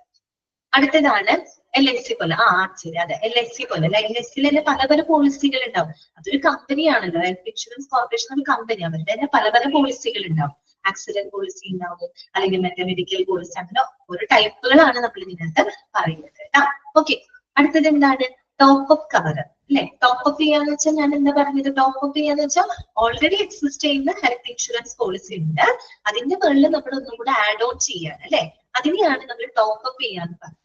എന്ന് പറഞ്ഞാൽ നമ്മൾ എടുത്തിട്ടുള്ള ഹെൽത്ത് ഇൻഷുറൻസ് പോളിസിയുടെ പരിധിക്ക് അപ്പുറത്തേക്ക് ചെലവുകൾ വന്നാൽ നമ്മൾ എന്ത് ചെയ്യും? പരിധിക്ക് അപ്പുറത്തേക്ക് ചെലവുകൾ വന്നാൽ അത് നമുക്ക് കവർ ചെയ്യണമെങ്കിൽ ഇത്തരത്തിലുള്ള ടോപ്പ് അപ്പ് കവർ നമുക്ക് ഉപയോഗിക്കാം. ഓക്കെ, അതായത് ഒരു എക്സാമ്പിൾ പറയുകയാണെങ്കിൽ, ഇപ്പോ ഒരു വ്യക്തി അദ്ദേഹത്തിന് 50,000 രൂപയുടെ ഒരു ഹെൽത്ത് ഇൻഷുറൻസ് പോളിസി എടുത്തിട്ടുണ്ട്. 50,000 രൂപയുടെ ഒരു ഹെൽത്ത് ഇൻഷുറൻസ് പോളിസി എടുത്തിട്ട് അതുകൂടാതെ 20,000 രൂപയുടെ ഒരു ടോപ്പ് അപ്പ് കവറും അദ്ദേഹത്തിനുണ്ട്. 20,000 രൂപയുടെ ഒരു ടോപ്പ് അപ്പ് കവറും അദ്ദേഹത്തിനുണ്ട്. ഓക്കെ, ഇദ്ദേഹത്തിന് ഒരു ഹോസ്പിറ്റലൈസേഷൻ വന്നു, ഹോസ്പിറ്റൽ അഡ്മിറ്റ് ചെയ്തിട്ടു, ആശുപത്രി ബില്ല് വന്നു. എത്രയാണെന്ന് അറിയോ? 60,000 രൂപയാണ് ബില്ല് വന്നത്. 60,000 രൂപ. അപ്പൊ നോക്കിക്കേ, അദ്ദേഹം 50,000 രൂപയുടെ ഹെൽത്ത് ഇൻഷുറൻസ് പോളിസി എടുത്തിട്ടുണ്ട്. ആ പരിധി കഴിഞ്ഞില്ലേ? ആ പരിധിക്ക് അപ്പുറത്തേക്ക് ചെലവ് വന്നു. അപ്പൊ അദ്ദേഹത്തിന് എന്ത് ചെയ്യാം? 50,000 രൂപ ഹെൽത്ത് ഇൻഷുറൻസ്, ആ പ്രൈമറി ആയിട്ട് എടുത്തിട്ടുള്ള ഹെൽത്ത് ഇൻഷുറൻസ് പോളിസിന്ന് പേ ചെയ്യാം. ബാക്കി 20,000 രൂപയുടെ ടോപ്പ് അപ്പ് കവർ എടുത്തിട്ടുണ്ട്, അതിൽ ഒരു 10,000 രൂപ ടോപ്പ് അപ്പ് കവറിൽ നിന്ന് പേ ചെയ്യാം. അപ്പൊ ടോട്ടൽ 60,000 രൂപ അവർക്ക് പേ ചെയ്യാൻ പറ്റിയില്ലേ? അപ്പൊ ടോപ്പ് അപ്പ് എന്ന് പറയുമ്പോൾ ഓൾറെഡി എക്സിസ്റ്റ് ചെയ്യുന്ന ഒരു പോളിസി ഉണ്ട്, അതിന്റെ കൂടെ ആഡ് ഓൺ ചെയ്തിട്ടുള്ള ഒരു പോളിസിയാണ്. ഓക്കെ, അതാണ് കേട്ടോ. A top-up health cover is considered as an extension. ആ വാക്ക് ഇമ്പോർട്ടന്റ് ആണ് കേട്ടോ. Extension over your current health or hospitalization policy. നിലവിലുള്ള ഹോസ്പിറ്റലൈസേഷൻ ഹെൽത്ത് പോളിസിയുടെ ഒരു എക്സ്റ്റൻഷൻ ആണ് അല്ലെ, അതിന്റെ ഒരു ആഡ് ഓൺ അല്ല, അതിന്റെ ഒരു സപ്ലിമെന്റ്, അതിന്റെ ഒരു എക്സ്റ്റൻഷനെയാണ് നമ്മൾ ടോപ്പ് അപ്പ് കവർ എന്ന് പറയുന്നത്. This policy can be considered as an add-on cover. കണ്ടോ, add-on cover to your current hospitalization policy. ഇവിടെ ഒരു ഫുൾ സ്റ്റോപ്പ് വേണം കേട്ടോ. നമ്മുടെ നിലവിലുള്ള ഹോസ്പിറ്റലൈസേഷൻ പോളിസിയുടെ ഒരു ആഡ് ഓൺ കവർ ആണ് കേട്ടോ അത്. In case of higher expenses due to illness or accidents, when the existing policies are insured against exhausted, a top-up cover takes care of the extra expenses. ഞാൻ ഈ പറഞ്ഞ example ഓർത്താൽ മതി. അതായത് നമ്മൾ ഓൾറെഡി എക്സിസ്റ്റ് ചെയ്യുന്ന പോളിസിയുടെ തുകയ്ക്ക്, അതിന്റെ പരിധിക്ക് അപ്പുറത്തേക്ക് ചെലവുകൾ വന്നു കഴിഞ്ഞാൽ അത്തരം സാഹചര്യങ്ങളിൽ നമുക്ക് ടോപ്പ്-അപ്പ് കവർ ഉപയോഗപ്പെടുത്താം. ഞാൻ പറഞ്ഞ 50,000 രൂപയുടെ ഹെൽത്ത് ഇൻഷുറൻസ് പോളിസി എടുത്തിട്ടുണ്ട്, പോരാതെ 20,000 രൂപയുടെ ടോപ്പ്-അപ്പ് കവർ എടുത്തിട്ടുണ്ട്. 60,000 രൂപ ചെലവ് വന്നു കഴിഞ്ഞാൽ 50 ഹെൽത്ത് ഇൻഷുറൻസിന് കൊടുക്കുക, ബാക്കി 10,000 ടോപ്പ്-അപ്പിന് കൊടുക്കുക. ഓക്കെ, ക്ലിയർ ആണല്ലോ? ഇതൊക്കെ നമ്മൾ പഠിച്ചത് പല ടൈപ്പ് ഓഫ് ഹെൽത്ത് ഇൻഷുറൻസ് ആണ് കേട്ടോ. ക്ലിയർ ആണോ? ഓക്കെ ആണോ? മനസ്സിലായില്ലേ? ഓക്കെ അല്ലേ? ആർക്കെങ്കിലും മനസ്സിലാവാതെ ഉണ്ടെങ്കിൽ ചോദിക്കാൻ മടി വിചാരിക്കണ്ട കേട്ടോ. ചിലവർക്ക് പെട്ടെന്ന് കാര്യങ്ങൾ മനസ്സിലാവും, ചിലർക്ക് ചിലപ്പോൾ മനസ്സിലാവും കുറച്ച് സമയം എടുക്കും, അങ്ങനെയൊക്കെ ഉള്ളവരുണ്ടാവും. അപ്പൊ മനസ്സിലായില്ല എന്ന് വെച്ച് വിഷമിക്കണ്ട, ചോദിക്കാം കേട്ടോ, പറഞ്ഞുതരാം. അടുത്തതാണ് സോഷ്യൽ ഹെൽത്ത് ഇൻഷുറൻസ് കേട്ടോ. അടുത്ത നമ്മൾ പഠിക്കാൻ പോകുന്നത് ഇത്രയും കാര്യങ്ങൾ ക്ലിയർ ആണല്ലോ. ഓക്കെ, അപ്പൊ നമ്മൾ ഇനി അടുത്തത് പഠിക്കാണ് സോഷ്യൽ ഹെൽത്ത് ഇൻഷുറൻസ് കേട്ടോ. എന്താണ് സോഷ്യൽ ഹെൽത്ത് ഇൻഷുറൻസ്? ഏറ്റവും എളുപ്പം നിങ്ങൾക്ക് മനസ്സിലാവാനായിട്ട് ഒരു എക്സാമ്പിൾ പറഞ്ഞ് പെട്ടെന്ന് മനസ്സിലാവും. സോഷ്യൽ ഹെൽത്തിന്റെ ഒരു ഹെൽത്ത് ഇൻഷുറൻസിന് എക്സാമ്പിൾ ആണ് നമ്മുടെ ESI അല്ലെ, എംപ്ലോയി സ്റ്റേറ്റ് ഇൻഷുറൻസ് ഇല്ലേ, അതൊരു സോഷ്യൽ ഹെൽത്ത് ഇൻഷുറൻസ് ആണ് കേട്ടോ. അതിന്റെ ഒരു എക്സാമ്പിൾ ആണ് പറഞ്ഞത്. അപ്പൊ അതിന് എന്താണ് ടോപ്പ് അപ്പ് കവറേജ് ക്ലിയർ ആയില്ല, മനസ്സിലായില്ല, ക്ലിയർ ആയില്ല. ടോപ്പ് അപ്പ് പറയണോ അതൊന്നും കൂടെ, എന്നിട്ട് പറയണോ? അടുത്ത നോക്കുക കേട്ടോ, social health insurance. It is an insurance program that meets at least one of the following 3 conditions. എന്താണ്? എക്സ്ട്രാ പ്രീമിയം ചാർജ് ചെയ്യോ? എക്സ്ട്രാ പ്രീമിയം ഒക്കെ ചാർജ് ചെയ്യേണ്ടി വരും കേട്ടോ. അതിന് അഡീഷണൽ ആയിട്ട് നമ്മൾ എടുക്കുമ്പോൾ അത് ഞാൻ നോക്കിയിട്ട് പറയാം കേട്ടോ ഹാരോൾഡ്, അതെനിക്ക് ഉറപ്പില്ല. എക്സ്ട്രാ പ്രീമിയം കൊടുക്കേണ്ടതായിട്ട് വരുമോ എന്നുള്ളത് അന്വേഷിച്ചിട്ട് പറയാം കേട്ടോ. ഓക്കെ, ഒരു കൺഫ്യൂഷൻ ഉണ്ട്, നോക്കിയിട്ട് പറയാം. സോഷ്യൽ ഹെൽത്ത് ഇൻഷുറൻസ് കേട്ടോ. It is an insurance program that meets at least one of the following 3 conditions കേട്ടോ. എന്താണ് സോഷ്യൽ ഹെൽത്ത് ഇൻഷുറൻസ് എന്ന് പറഞ്ഞു കഴിഞ്ഞാൽ താഴെ 3 കണ്ടീഷൻസ് കൊടുത്തിട്ടുണ്ട്. ആ 3 കണ്ടീഷൻസിൽ ഏതെങ്കിലും ഒരെണ്ണം സാറ്റിസ്ഫൈ ചെയ്യുന്നുണ്ടെങ്കിൽ അത് സോഷ്യൽ ഹെൽത്ത് ഇൻഷുറൻസ് ആണ് കേട്ടോ. എന്ന് പറഞ്ഞാല് നമ്മൾ പഠിക്കുന്നത് സോഷ്യൽ ഹെൽത്ത് ഇൻഷുറൻസിന്റെ പ്രത്യേകതകളാണ് ഈ താഴെ പറഞ്ഞിരിക്കുന്നത് കേട്ടോ. 3 കണ്ടീഷൻ എന്ന് പറഞ്ഞല്ലോ, അതാ ഹെൽത്ത് ഇൻഷുറൻസിന്റെ പ്രത്യേകതകളാണ് കേട്ടോ. നോക്കാം നമുക്ക് എന്താണ്. നോക്കാം, ഫസ്റ്റ് പോയിന്റ് ആണ് participation in the program is mandatory either by the law or by the conditions of the employment. ശ്രദ്ധിക്കുക കേട്ടോ, participation in the program is mandatory either by the law or by the conditions of the employment. അതായത് എന്താണ് social health insurance എന്നാണ് പറയുന്നത്. അതിന് 3 പ്രത്യേകതകളുണ്ട്, 3 conditions ഉണ്ട്. ആ കണ്ടീഷൻസ് സാറ്റിസ്ഫൈ ചെയ്യുന്നുണ്ടെങ്കിൽ അത് സോഷ്യൽ ഹെൽത്ത് ഇൻഷുറൻസ് ആണ് കേട്ടോ. അപ്പൊ അതിൽ ഒന്നാമത്തെ കണ്ടീഷൻ ആണ് പറയുന്നത് മാൻഡേറ്ററി പാർട്ടിസിപ്പേഷൻ കേട്ടോ. മാൻഡേറ്ററി പാർട്ടിസിപ്പേഷൻ, അതായത് നിർബന്ധിതമായിട്ടുള്ള ഒരു പങ്കാളിത്തം, പാർട്ടിസിപ്പേഷൻ. എന്താണ് അവിടെ പറയുന്നത്? Participation in the program is mandatory either by the law or by the conditions of employment. ഒന്നില്ലെങ്കിൽ തൊഴിൽ വ്യവസ്ഥ പ്രകാരം, അതാണ് കണ്ടീഷൻസ് ഓഫ് എംപ്ലോയ്മെന്റ് കേട്ടോ. തൊഴിൽ വ്യവസ്ഥ പ്രകാരം അല്ലെങ്കിൽ നിയമപ്രകാരം ഈ പറയുന്ന ആളുകള്, ഓക്കെ, ഇപ്പോൾ ആളുകള് എന്ത് ചെയ്യണം? ഈ പറയുന്ന ഹെൽത്ത് ഇൻഷുറൻസ് പ്രോഗ്രാമില് പങ്കാളികളായിരിക്കണം. എന്ന് പറഞ്ഞാല് ഒരു സോഷ്യൽ ഹെൽത്ത് ഇൻഷുറൻസ് എന്ന് പറയുന്നത് ഒരു മാൻഡേറ്ററി പാർട്ടിസിപ്പേഷൻ നിർബന്ധമാണ് അല്ലെ. അതായത് നിർബന്ധമായിട്ടും ആ ഒരു ഇൻഷുറൻസ് സ്കീമിൽ എല്ലാവരും പങ്കെടുത്തിരിക്കണം. അത് എങ്ങനെയാണ്? ഒന്നില്ലെങ്കിൽ ഒരു തൊഴിൽ വ്യവസ്ഥ പ്രകാരം അല്ലെങ്കിൽ നിയമപ്രകാരം. എന്താ ഉദ്ദേശിക്കുന്നത്? ഇപ്പൊ നിയമപ്രകാരം എന്ന് പറഞ്ഞു കഴിഞ്ഞാൽ ഇപ്പൊ നമ്മുടെ ഗവൺമെന്റ് തന്നെ നിയമം മൂലം പറയുകയാണ് എല്ലാ ആളുകളും, ഈ പറയുന്ന രാജ്യത്തെ എല്ലാ ആളുകളും സോഷ്യൽ ഹെൽത്ത് ഇൻഷുറൻസിന്റെ ഭാഗമായിരിക്കണം. അതൊരു നിയമപ്രകാരം ഗവൺമെന്റ് തന്നെ ഇംപ്ലിമെന്റ് ചെയ്തിട്ടുണ്ട്. അപ്പൊ സ്വാഭാവികമായിട്ടും ആ രാജ്യത്തുള്ള എല്ലാ പൗരന്മാരും എന്ത് ചെയ്യേണ്ടതായിട്ട് വരും? ആ ഒരു സോഷ്യൽ ഹെൽത്ത് ഇൻഷുറൻസിന്റെ ഭാഗമാവുകയും അവർക്ക് ലഭിക്കുന്ന വേതനത്തിന്റെ ഒരു ഭാഗം അതിലേക്ക് കോൺട്രിബ്യൂട്ട് ചെയ്യേണ്ടതായിട്ട് വരും. അതാണ് നിയമപ്രകാരം. നിയമം വരുമ്പോ പിന്നെ നമ്മൾ എല്ലാവരും നിർബന്ധിതരാണ് അതിൽ പാർട്ടിസിപ്പേറ്റ് ചെയ്യുന്നത്. അപ്പൊ അങ്ങനെ അതാണ് ഐദർ ബൈ ദ. പിന്നെന്താണ്? കണ്ടീഷൻസ് ഓഫ് എംപ്ലോയ്മെന്റ്, തൊഴിൽ വ്യവസ്ഥ പ്രകാരം. തൊഴിൽ വ്യവസ്ഥ എന്ന് പറയുമ്പോൾ ഒരു എംപ്ലോയർ ഉണ്ട്, ഒരു തൊഴിലുടമയുണ്ട്. അപ്പൊ തൊഴിലുടമ തൊഴിലാളികളോട് നിർബന്ധമായിട്ടും പറയാണ് അവര് സോഷ്യൽ ഹെൽത്ത് ഇൻഷുറൻസിന്റെ ഭാഗമാകണം എന്ന് തൊഴിലുടമ തൊഴിലാളികളോട് ആവശ്യപ്പെടുകയാണ്. തൊഴിൽ വ്യവസ്ഥ പ്രകാരം ആവശ്യപ്പെടുകയാണ് as A part of their job. അപ്പൊ അപ്പോഴും തൊഴിലാളികൾ അവിടെ നിർബന്ധിതരാവാണ് അല്ലെ, അതിനകത്ത് ഭാഗമാവണം. അപ്പൊ അതെന്ത് ചെയ്യണം? അവരുടെ വേതനത്തിന്റെ ഒരു നിശ്ചിത ഭാഗം അവര് ഹെൽത്ത് ഇൻഷുറൻസിന്റെ ഇതിലേക്ക് കോൺട്രിബ്യൂട്ട് ചെയ്യണം. അതാണ് ഞാൻ പറഞ്ഞ ESI ഓർത്താൽ മതി. ESI എക്സാമ്പിൾ ഓർത്താൽ മതി കേട്ടോ. എംപ്ലോയ്മെന്റ് സ്റ്റേറ്റ് ഇൻഷുറൻസ് ഉണ്ടല്ലോ, അത് എക്സാമ്പിൾ ആയിട്ട് ഓർത്താൽ മതി. അപ്പൊ ഒന്നാമത്തെ കണ്ടീഷൻ അതാണ്, മാൻഡേറ്ററി പാർട്ടിസിപ്പേഷൻ ആണ്. ഒന്നില്ലെങ്കിൽ തൊഴിൽ വ്യവസ്ഥ പ്രകാരം അല്ലെങ്കിൽ നിയമം മൂലം എന്ത് ചെയ്തിരിക്കണം? ഈ ഒരു പ്രോഗ്രാമിൽ, ഏത് പ്രോഗ്രാമില്? ഹെൽത്ത് ഇൻഷുറൻസ് പ്രോഗ്രാമില് ആളുകളെ ജോയിൻ ചെയ്തിരിക്കണം, പങ്കാളികളായിരിക്കണം. ഓക്കെ, ഇപ്പൊ നമ്മുടെ നാട്ടില് ഇപ്പൊ നമ്മുടെ രാജ്യം ഇപ്പൊ ഇന്ത്യയിലാണ്. അപ്പൊ നമ്മുടെ ഏതെങ്കിലും ഒരു രാജ്യത്ത് സോഷ്യൽ ഹെൽത്ത് ഇൻഷുറൻസ് ഭാഗമാവണമെന്ന് മാൻഡേറ്ററി ലോ പ്രകാരം മാൻഡേറ്ററി ആയിട്ടുള്ള ഒരു കൺട്രിയിലാണ് നമ്മൾ താമസിക്കുന്നതെങ്കിൽ നമ്മൾ ആ ഇൻഷുറൻസിന്റെ ഭാഗമാവണം. നമ്മൾ എന്താ പറയാ, ജോലി ചെയ്ത് സമ്പാദിക്കുന്നവരാണെങ്കിൽ നമ്മുടെ ശമ്പളത്തിന്റെ ചെറിയൊരു ഭാഗം നമ്മൾ ആ ഇൻഷുറൻസിനകത്തേക്ക് കോൺട്രിബ്യൂട്ട് ചെയ്യുകയും വേണം. ഓക്കെ, നിയമപ്രകാരം ക്ലിയർ ആണല്ലോ. പോയിന്റ് 3 ഒരു മാൻഡേറ്ററി പാർട്ടിസിപ്പേഷൻ ആണ് കേട്ടോ. രണ്ടാമത്തത്, the program is exercised on the behalf of a group and limited to group members. രണ്ടാമത്തെ കണ്ടീഷൻ ആണ് കേട്ടോ. ഈ ഒരു ഹെൽത്ത് ഇൻഷുറൻസ് പ്രോഗ്രാം എന്ന് പറയുന്നത് കൂടുതലായിട്ടും ഗ്രൂപ്പ് പ്രവർത്തനങ്ങൾ, ഒരു ഗ്രൂപ്പിനായിട്ട് പ്രയോജനപ്പെടുത്തുന്നതാണ്. അല്ലെങ്കിൽ ഒരു ഗ്രൂപ്പിലെ അംഗങ്ങൾക്ക് മാത്രമായിട്ട് പരിമിതപ്പെടുത്തിയിട്ടുള്ള ഒരു ഇൻഷുറൻസ് ആണ് സോഷ്യൽ ഹെൽത്ത് ഇൻഷുറൻസ് എന്ന് പറയുന്നത്. മനസ്സിലായല്ലോ?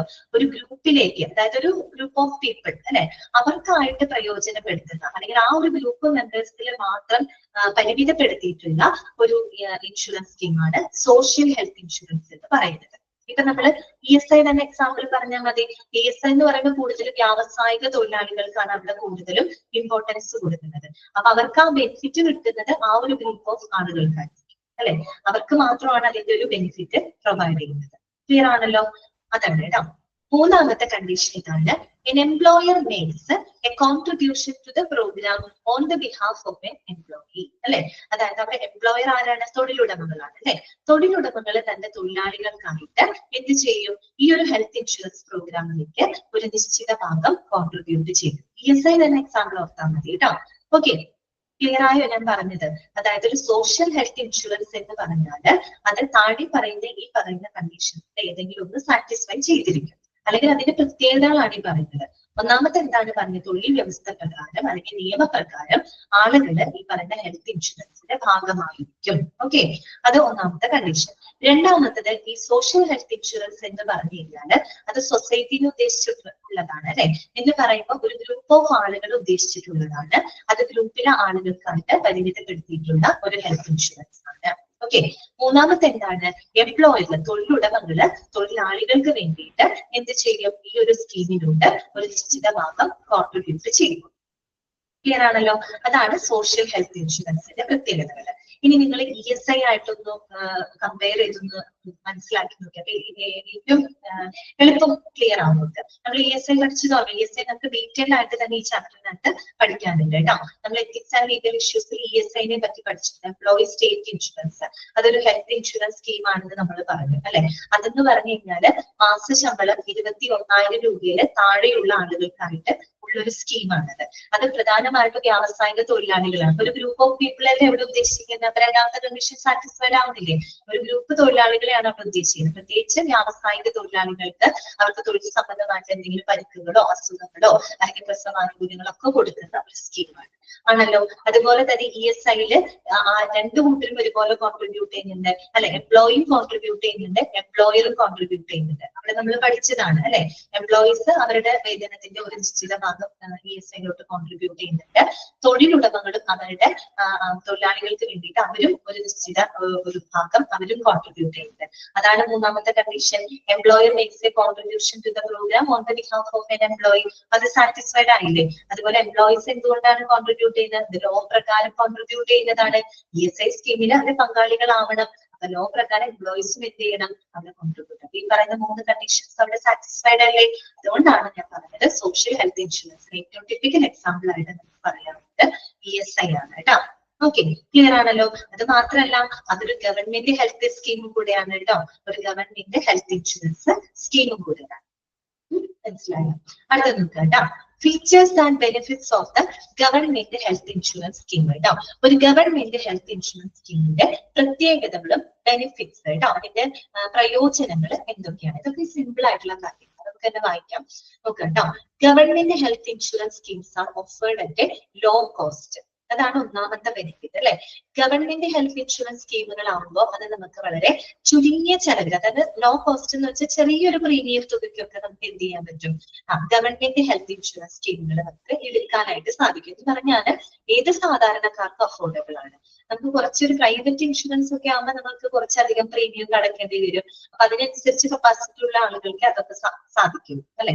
അതേസമയം ഒരു ഗവൺമെന്റ് ഹെൽത്ത് ഇൻഷുറൻസ് സ്കീം ആകുമ്പോൾ that are offered at low cost. Low cost എന്ന് ഉദ്ദേശിക്കുന്നത് ചെറിയ പ്രീമിയം തുകയിലൊക്കെ നമുക്ക് എന്ത് ചെയ്യാൻ പറ്റും, ഗവൺമെന്റ് ഹെൽത്ത് ഇൻഷുറൻസ് സ്കീമുകളൊക്കെ എടുക്കാനായിട്ട് സാധിക്കും. ഏത് സാധാരണക്കാർക്കും എടുക്കാൻ പറ്റും അല്ലെ. ഓക്കെ, അപ്പൊ അതൊരു ബെനിഫിറ്റ് ആണല്ലോ. രണ്ടാമത് എന്താ പറയുന്നത്, BPL families can also get of insurance benefit with this policy അല്ലെ. BPL എന്ന് പറഞ്ഞാൽ എന്താണ്, ബിലോ പോവർട്ടി ലൈൻ ആണ് അല്ലെ, ദാരിദ്ര്യ രേഖയ്ക്ക് താഴെയുള്ള കുടുംബങ്ങൾ അല്ലെ, അവർക്കും ഈ ഒരു പോളിസിയുടെ, ഈ ഒരു ഇൻഷുറൻസ് പോളിസിയുടെ പ്രയോജനങ്ങൾ ലഭിക്കുന്നുണ്ട്. പിന്നെ എന്താണ്, the policy guarantees coverage for the poor people. അതല്ലേ, അതായത് പാവപ്പെട്ട ആളുകൾക്കുള്ള ഒരു കവറേജ് അല്ലെ, ആ ഒരു കവറേജ് ഈ പോളിസി ഗ്യാരണ്ടി ചെയ്യുന്നത് അല്ലെ, ഈ ഒരു പോളിസി ഉറപ്പാക്കുന്നുണ്ട്. പിന്നെ എന്താണ് പറയുന്നത്, the policy consist of treatment in both private and government hospitals for the better health care കേട്ടോ. അത് മാത്രമല്ല ഈ ഒരു പോളിസി എന്ന് പറയുന്നത് പ്രൈവറ്റ് ഹോസ്പിറ്റലും ഗവൺമെന്റ് ഹോസ്പിറ്റലും ഒരുപോലെ ബാധകമാണ്. അപ്പൊ നമ്മൾ ഗവൺമെന്റ് ഹെൽത്ത് ഇൻഷുറൻസ് സ്കീം എടുത്തത് ഗവൺമെന്റ് ഹോസ്പിറ്റലിൽ മാത്രമേ അത് കിട്ടുള്ളൂ എന്നുള്ളത് അങ്ങനെയില്ല കേട്ടോ.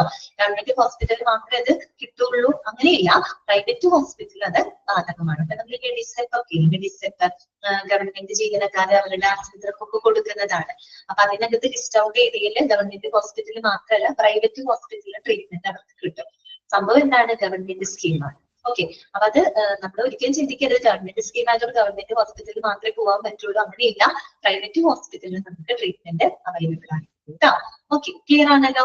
ഇതൊക്കെ എന്താണ് ഗവൺമെന്റ് ഹെൽത്ത് ഇൻഷുറൻസിന്റെ പ്രത്യേകത. ഇതൊക്കെ നമ്മൾ പറഞ്ഞത് സാധാരണക്കാർക്ക് ലോ കോസ്റ്റ് എന്ന് പറഞ്ഞാൽ ലോ പ്രീമിയത്തിൽ കേട്ടോ, ചെറിയൊരു പ്രീമിയം തുകയ്ക്ക് തന്നെ നമുക്ക് ഈ സ്കീമുകൾ അഫോർഡബിൾ ആണ്. അതുപോലെ തന്നെ ദാരിദ്ര്യ രേഖയ്ക്ക് താഴെയുള്ള കുടുംബാംഗങ്ങൾക്കും ഈ ഒരു പോളിസിയുടെ പരിരക്ഷ ലഭിക്കുന്നുണ്ട്. പാവപ്പെട്ട ആളുകൾക്കുള്ള ഒരു കവറേജ് ഇത് ഉറപ്പാക്കുന്നുണ്ട്. അതുപോലെ ഈ ഒരു പോളിസി പ്രൈവറ്റ് സെക്ടറിലും, അതായത് പ്രൈവറ്റ് ഹോസ്പിറ്റലിലും ഗവൺമെന്റ് ഹോസ്പിറ്റലിലും ഒരുപോലെ അപ്ലിക്കബിളാണ്, ബാധകമാണ്. ഓക്കെ, ക്ലിയർ ആണല്ലോ. അടുത്തതാണ് നമ്മൾ പഠിക്കുന്നത് എംപ്ലോയി സ്റ്റേറ്റ് ഇൻഷുറൻസ് സ്കീം അഥവാ ESI സ്കീമാണ് കേട്ടോ. ESIനെ കുറിച്ച് വളരെ ഡീറ്റെയിൽഡ് ആയിട്ട് നമുക്ക് പഠിക്കാനുണ്ട് കേട്ടോ. നമ്മൾ എത്തിക്കൽ ആൻഡ് ലീഗൽ ആസ്പെക്ടിൽ ജസ്റ്റ് ഒന്ന് പറഞ്ഞു കൊടുക്കും. ESI ഓർമ്മയുണ്ടോ, വർഷം ഓർമ്മയുണ്ടോ നിങ്ങൾക്ക്, ഏതായിരുന്നു വർഷം? 1948 ആണ് കേട്ടോ. 1947 ESI സ്കീം വന്നത് കേട്ടോ. ഓക്കെ, അപ്പൊ അത് വളരെ ഡീറ്റെയിൽ ആയിട്ട് പഠിക്കാനുണ്ട്. ഇതിൽ ഒരു പോയിന്റുകൾ പോലും സ്കിപ്പ് ചെയ്യുന്നില്ല കേട്ടോ. ഇതിൽ ഓരോ പറയുന്ന പോയിന്റുകളും വളരെ ഇമ്പോർട്ടന്റ് ആണ്. അപ്പൊ അത് എന്നെ ഇട്ട് വെച്ചോട്ടോ, കാരണം അതിന് ഇഷ്ടം പോലെ ക്വസ്റ്റ്യൻസ് ചോദിക്കാറുണ്ട് കേട്ടോ. അതുകൊണ്ടാണ്. അപ്പൊ നോക്കാം, ഒന്നാമത്തെ പോയിന്റ് 4-5 പോയിന്റുകൾ പഠിക്കാനുണ്ട് കേട്ടോ. നോക്കാം കേട്ടോ. ഒന്നാമത്തേതാണ് എംപ്ലോയി സ്റ്റേറ്റ് ഇൻഷുറൻസ് സ്കീം അഥവാ ESI. Established in 1948, the Employee State Insurance Scheme (ESIS) gives both cash and medical benefits. കേട്ടോ, അതായത് 1947 ഈ ഒരു സ്കീം ഇൻട്രൊഡ്യൂസ് ചെയ്തിട്ടുള്ളത്. ഈ ഒരു സ്കീം എന്ന് പറഞ്ഞു കഴിഞ്ഞാൽ അത് ഈ പറയുന്ന മെഡിക്കൽ ബെനിഫിറ്റ്സും കൊടുക്കുന്നുണ്ട്, പണമായിട്ടുള്ള ആനുകൂല്യങ്ങളും കൊടുക്കുന്നുണ്ട് കേട്ടോ. നമ്മൾ അവിടെ പറഞ്ഞിരുന്നു സാമ്പത്തികമായിട്ടും ആരോഗ്യപരമായിട്ടുള്ള ഭദ്രത ഉറപ്പാക്കുന്ന ഒരു സ്കീമാണെന്ന് പറഞ്ഞു. അപ്പൊ മെഡിക്കൽ ബെനിഫിറ്റ്സും കൊടുക്കുന്നുണ്ട്, പണമായിട്ടുള്ള ആനുകൂല്യങ്ങളും പ്രൊവൈഡ് ചെയ്യുന്ന ഒരു സ്കീമാണ് കേട്ടോ. അതൊരു സോഷ്യൽ ഹെൽത്ത് ഇൻഷുറൻസ് സ്കീമാണ്, ഒരു ഗവൺമെന്റ് സ്കീമാണ് കേട്ടോ. അത് നിങ്ങളുടെ മനസ്സിലുണ്ടായിരിക്കാം. പിന്നെ നോക്കിയ ഇമ്പോർട്ടന്റ്, അപ്പൊ വർഷം ഇമ്പോർട്ടന്റ് ആണ് കേട്ടോ. അതിൽ നിന്ന് തന്നെ ഒരു പോയിന്റ് കിട്ടുകയാണ് 1948 വർഷം, അത് ഓർത്ത് വെക്കാം. പിന്നെ എന്താന്ന് വെച്ചാല് the Employee State Insurance Corporation (ESIC) that controls the scheme and is a corporate semi-government body led by the Union Minister of Labour as chairman and a Director General as the Chief Executive. Important ആണ് കേട്ടോ ഈ പറഞ്ഞത്. അതായത് employees state insurance corporation ആണ് ഈ ഒരു scheme control ചെയ്യുന്നത് കേട്ടോ. ESI എന്ന് പറയുമ്പോൾ സ്റ്റേറ്റ് ഇൻഷുറൻസ് സ്കീമാണ്. ഓക്കെ, എംപ്ലോയി സ്റ്റേറ്റ് ഇൻഷുറൻസ് സ്കീമാണ്. ESIC, സി പറയുന്ന കോർപ്പറേഷൻ ആണ് കേട്ടോ. എംപ്ലോയി സ്റ്റേറ്റ് ഇൻഷുറൻസ് കോർപ്പറേഷൻ ആണ് ഈ ഒരു സ്കീമിനെ കൺട്രോൾ ചെയ്യുന്നത്. അത് മാത്രമല്ല it is a corporate semi government ബോഡിയാണ്. അതായത് പൂർണ്ണമായിട്ടും ഗവൺമെന്റ് അല്ല, അർദ്ധ സർക്കാർ എന്നൊക്കെ നമ്മൾ പറയില്ലേ, കോർപ്പറേറ്റും ഗവൺമെന്റും അർദ്ധ സർക്കാരാണ് കേട്ടോ. പകുതി ഗവൺമെന്റ് പകുതി കോർപ്പറേറ്റ്, ആ രീതിയിൽ ഉള്ള ഒരു എന്താ പറയാ ഒരു സ്ഥാപനമാണ് കേട്ടോ ESIC എന്ന് പറയുന്നത്. It is a semi corporate semi government body led by the, underline ചെയ്യാം, ആരാണ്? Union minister of labour as the chairman. ESICയുടെ ചെയർമാൻ ആരായിരിക്കും? തൊഴിൽ മന്ത്രിയാണ് കേട്ടോ. യൂണിയൻ മിനിസ്റ്റർ ഓഫ് ലേബർ ആണ് കേട്ടോ, നമ്മുടെ തൊഴിൽ മന്ത്രിയാണ് ESICയുടെ ചെയർമാൻ ആയിട്ട് പ്രവർത്തിക്കുന്നത്. ആരാണ് നമ്മുടെ തൊഴിൽ മന്ത്രി എന്നറിയോ? കേന്ദ്ര തൊഴിൽ മന്ത്രി ആരാണ്? മൻസുഖ് മാണ്ഡവ്യ കേട്ടോ. ആരാണ്? മൻസുഖ് മാണ്ഡവ്യാണ് കേട്ടോ. അദ്ദേഹമാണ് ESICയുടെ ചെയർമാൻ. അദ്ദേഹം ആരാണ്? കേന്ദ്ര തൊഴിൽ മന്ത്രിയാണ് കേട്ടോ. Union minister of labour as the chairman and director general as the chief executive. നമ്മുടെ എന്താ പറയാ ഡയറക്ടർ ജനറൽ അത് വന്നിട്ട് അശോക് കുമാർ സിംഗ് എന്ന് പറയുന്ന വ്യക്തിയാണ് കേട്ടോ. അശോക് കുമാർ സിംഗ് ആണ്, IAS ആണ്. അപ്പൊ അദ്ദേഹമാണ് അതിന്റെ ESICയുടെ ചീഫ് എക്സിക്യൂട്ടീവ് ആയിട്ട് പ്രവർത്തിക്കുന്നത്. ചെയർമാൻ ആരാണ്? യൂണിയൻ മിനിസ്റ്റർ ഓഫ് ലേബർ ആണ് കേട്ടോ. അതാരാണെന്നൊന്നും ചോദിക്കില്ല, നിങ്ങൾ അറിഞ്ഞിരിക്കുക. യൂണിയൻ മിനിസ്റ്റർ ഓഫ് ലേബർ ആണ് എംപ്ലോയ്മെന്റ് സ്റ്റേറ്റ് ഇൻഷുറൻസ് കോർപ്പറേഷന്റെ ചെയർമാൻ. അങ്ങനെ ചോദിക്കാം, who is the chairman of ESIC? ആരാണ് ചെയർമാൻ? അത് എംപ്ലോയ്മെന്റ് മിനിസ്റ്റർ ആണ്, യൂണിയൻ മിനിസ്റ്റർ ഓഫ് ലേബർ ആണ് കേട്ടോ. അതെന്ന് പറഞ്ഞാൽ മൻസുഖ് മാണ്ഡവ്യാണ്, അതൊന്നും ചോദിക്കില്ല, യൂണിയൻ മിനിസ്റ്റർ ഓഫ് ലേബർ ആണ്. അതുപോലെ അതിന്റെ ചീഫ് എക്സിക്യൂട്ടീവ് ആരാണ്? അത് ഡയറക്ടർ ജനറൽ ആണ്. ഡയറക്ടർ ജനറൽ ഓഫ് ഇന്ത്യ ആരാണ്? ശ്രീ അശോക് കുമാർ സിംഗ് ആണ് കേട്ടോ. ഓക്കെ, അപ്പൊ അതൊന്ന് പഠിച്ചു വെക്കാം. എന്തൊക്കെ പോയിന്റുകളാണ്? ആ ഒരു ഇതിന് മാത്രം നമ്മൾ 3 പോയിന്റുകളാണ് പഠിച്ചത്. ഇതൊക്കെയാണെന്ന് 1948 അത് സ്ഥാപിതമായത്. പിന്നെ ഒരു എംപ്ലോയി സ്റ്റേറ്റ് ഇൻഷുറൻസ് കോർപ്പറേഷൻ എന്ന് പറയുന്ന ഒരു കോർപ്പറേറ്റ് സെമി ഗവൺമെന്റ് ബോഡിയാണ് അത് മുന്നോട്ട് കൊണ്ടുപോകുന്നത്. അതിന്റെ ചെയർമാൻ എന്ന് പറയുന്നത് യൂണിയൻ മിനിസ്റ്റർ ഓഫ് ലേബർ ആണ്. അതിന്റെ ചീഫ് എക്സിക്യൂട്ടീവ് എന്ന് പറയുന്നത് എന്താ പറയാ ഡയറക്ടർ ജനറൽ ആണ്. ഇത്രയും പോയിന്റുകൾ കിട്ടിയോ അതിന്? ആ ഒരു ഇതിന് തന്നെ 4 പോയിന്റുകളാണ് നമ്മൾ പഠിച്ചത് കേട്ടോ. പോയിന്റ് മാത്രം പഠിച്ചു വെച്ചാൽ മതി. ക്ലിയർ ആണല്ലോ? അടുത്ത പോയിന്റ് കൂടെ വായിക്കാം കേട്ടോ. To make use of the sickness benefit, the employee has to have worked for 78 days before the sickness. കേട്ടോ, എന്താണ് പറയുന്നത്? സിക്നെസ് ബെനിഫിറ്റ് ലഭിക്കണമെങ്കിൽ, അല്ലെ, അസുഖം നമുക്കറിയാം ഇതൊരു മെഡിക്കൽ ബെനിഫിറ്റ് ആണ്, ഹെൽത്ത് സ്കീമാണ് നമുക്കറിയാം. അപ്പൊ സിക്നെസ് ബെനിഫിറ്റ് കിട്ടണമെങ്കിൽ എന്താണ് കണ്ടീഷൻ പറയുന്നത്? The employee has to have worked for 78 days before the sickness. കേട്ടോ, ഈ അസുഖം വരുന്നതിന് മുൻപായിട്ട് ഒരു 78 ദിവസമെങ്കിലും തുടർച്ചയായിട്ട് ആ ഒരു ജീവനക്കാരൻ നമ്മുടെ വർക്ക് ചെയ്തിരിക്കണം. എങ്കിൽ മാത്രമാണ് അദ്ദേഹത്തിന് എന്ത് കിട്ടുള്ളൂ? ESIയുടെ സിക്നെസ് ബെനിഫിറ്റ് ലഭിക്കുള്ളൂ. ഓക്കെ, അസുഖം വരുന്നതിന് മുൻപായിട്ട് 78 ദിവസം മുമ്പെങ്കിൽ അദ്ദേഹം അവിടെ വർക്ക് ചെയ്തിരിക്കണം. ഓക്കെ, എങ്കിൽ മാത്രമാണ് അദ്ദേഹത്തിന് ആ സിക്നെസ് ബെനിഫിറ്റ് ലഭിക്കുള്ളൂ. പിന്നെന്താ പറയുന്നത്? Similarly to make use of the maternity benefit, കേട്ടോ, പ്രസവാനുകൂല്യങ്ങൾ ലഭിക്കുന്നതിനായിട്ട് the woman has to have worked for 70 days. ആ ഡേയ്സ് ഒക്കെ ഒന്ന് അണ്ടർലൈൻ ചെയ്തിരിക്കുക കേട്ടോ. 70 days before availing the benefit. ഈ ബെനിഫിറ്റ് ലഭിക്കുന്നതിന് അതായത് ഈ ഒരു പ്രഗ്നൻസിക്ക് മുമ്പായിട്ട് ഒരു 70 ദിവസമെങ്കിലും അവരെന്ത് ചെയ്തിരിക്കണം? ആ സ്ത്രീ അവിടെ വർക്ക് ചെയ്തിരിക്കണം. അപ്പൊ സിക്നെസ് ബെനിഫിറ്റ് കിട്ടാനായിട്ട് സിക്നെസ്സിന് ഒരു 78 ദിവസം മുമ്പെങ്കിൽ അവിടെ വർക്ക് ചെയ്തിരിക്കണം. അതുപോലെ മെറ്റേണിറ്റി ബെനിഫിറ്റ് കിട്ടണമെങ്കിൽ ആ ഒരു പ്രഗ്നൻസിക്ക് മുമ്പായിട്ട് ഒരു 70 ദിവസമെങ്കിലും അവരവിടെ വർക്ക് ചെയ്തിരിക്കണം. ഓക്കെ, ക്ലിയർ ആണല്ലോ? അടുത്തത് നോക്കുക കേട്ടോ. Primarily designed to help the factory workers handle the expenses following accidents and occupational hazards. The employee state insurance scheme is available for the workers employed in different factories in India. അത് നമ്മൾ legal എത്തിക്സിൽ പഠിച്ച കാര്യമാണ് കേട്ടോ. അതായത് പ്രത്യേകമായിട്ട് വ്യാവസായിക തൊഴിലാളികൾ ഉണ്ടല്ലോ, അവർക്ക് എന്തെങ്കിലും അസുഖം, പ്രസവം അല്ലെങ്കിൽ അവർക്ക് തൊഴിൽ സംബന്ധമായിട്ടുള്ള ബുദ്ധിമുട്ടുകൾക്കൊക്കെ ഒരു മുൻകരുതൽ എന്നുള്ള രീതിയിലുള്ള ഒരു സ്കീമാണ് കേട്ടോ ESI എന്ന് പറയുന്നത്. The employee state insurance scheme is available for the workers employed in different factories in India. നമ്മുടെ ഇന്ത്യയിൽ വിവിധ വ്യവസായങ്ങളിലെ ഫാക്ടറികളിലൊക്കെ വർക്ക് ചെയ്യുന്ന ആളുകൾക്ക് ഈ ഒരു സ്കീം ലഭിക്കുന്നുണ്ട്. ഇനി പറയുന്നത് ഇമ്പോർട്ടന്റ് പോയിന്റ് ആണ്, നോട്ട് ചെയ്ത് വെക്കുക. The workers drawing wages not in excess of 21,000 per month can take part in this scheme. 21,000 per month important ആണ് കേട്ടോ. അതായത് ESI സ്കീമിന് എലിജിബിൾ ആയിട്ടുള്ളത് ആരാണ്? മാസം, അതായത് മാസ വരുമാനം 21,000 രൂപയിൽ കവിയാത്തത്, അതായത് 21,000 അതിൽ താഴെയോ ഉള്ള അതിൽ താഴെയോ വരുമാനമുള്ളവർക്ക് മാത്രമേ എന്ത് ആനുകൂല്യം ലഭിക്കുള്ളൂ? ESI ആനുകൂല്യം ലഭിക്കുള്ളൂ. ഓക്കെ, ആദ്യം ഒരു 15,000 രൂപയായിരുന്നു, പിന്നീട് അതിന്റെ ലിമിറ്റ് ഒന്ന് എക്സ്റ്റെൻഡ് ചെയ്തിട്ടാണ് ഇപ്പോ നിലവിൽ 21,000 രൂപയാണ്. ആദ്യം 15,000 രൂപ വരെ ഉള്ളവർക്ക് ESI കിട്ടുമായിരുന്നു, പിന്നെ അത് കുറച്ചും കൂടെ എക്സ്റ്റെൻഡ് ചെയ്തിട്ട് നിലവിൽ 21,000 രൂപ വരെ ആക്കിയിട്ടുണ്ട് കേട്ടോ.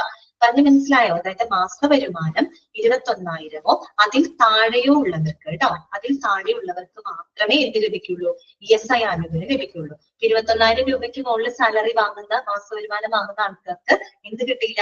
ESI ആനുകൂല്യം ലഭിക്കില്ല കേട്ടോ. അതാണ് അവിടെ പറഞ്ഞത്. The workers drawing wages not in excess of 21,000 per month.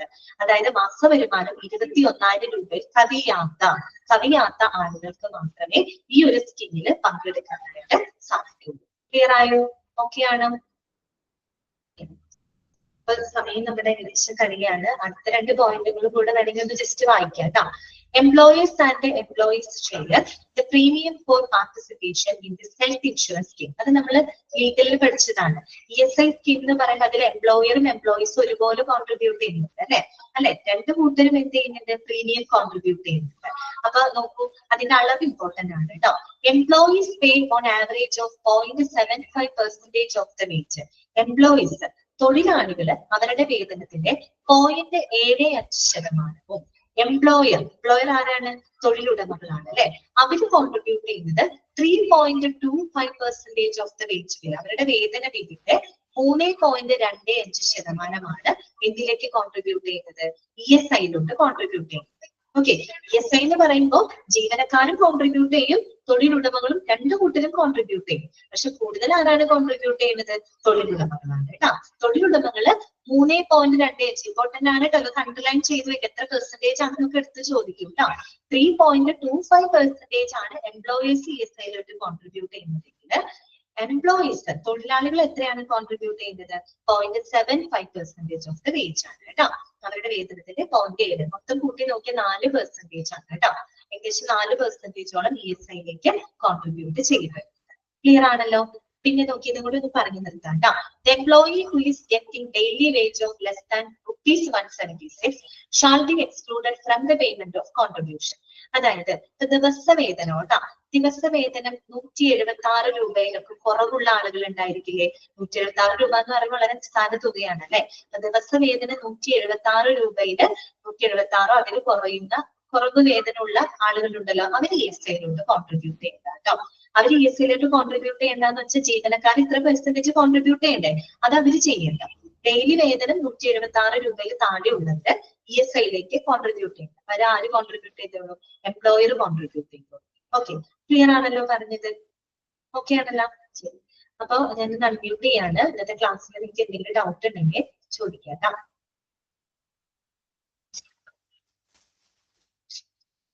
Unmute ചെയ്തിട്ടുണ്ട് കേട്ടോ.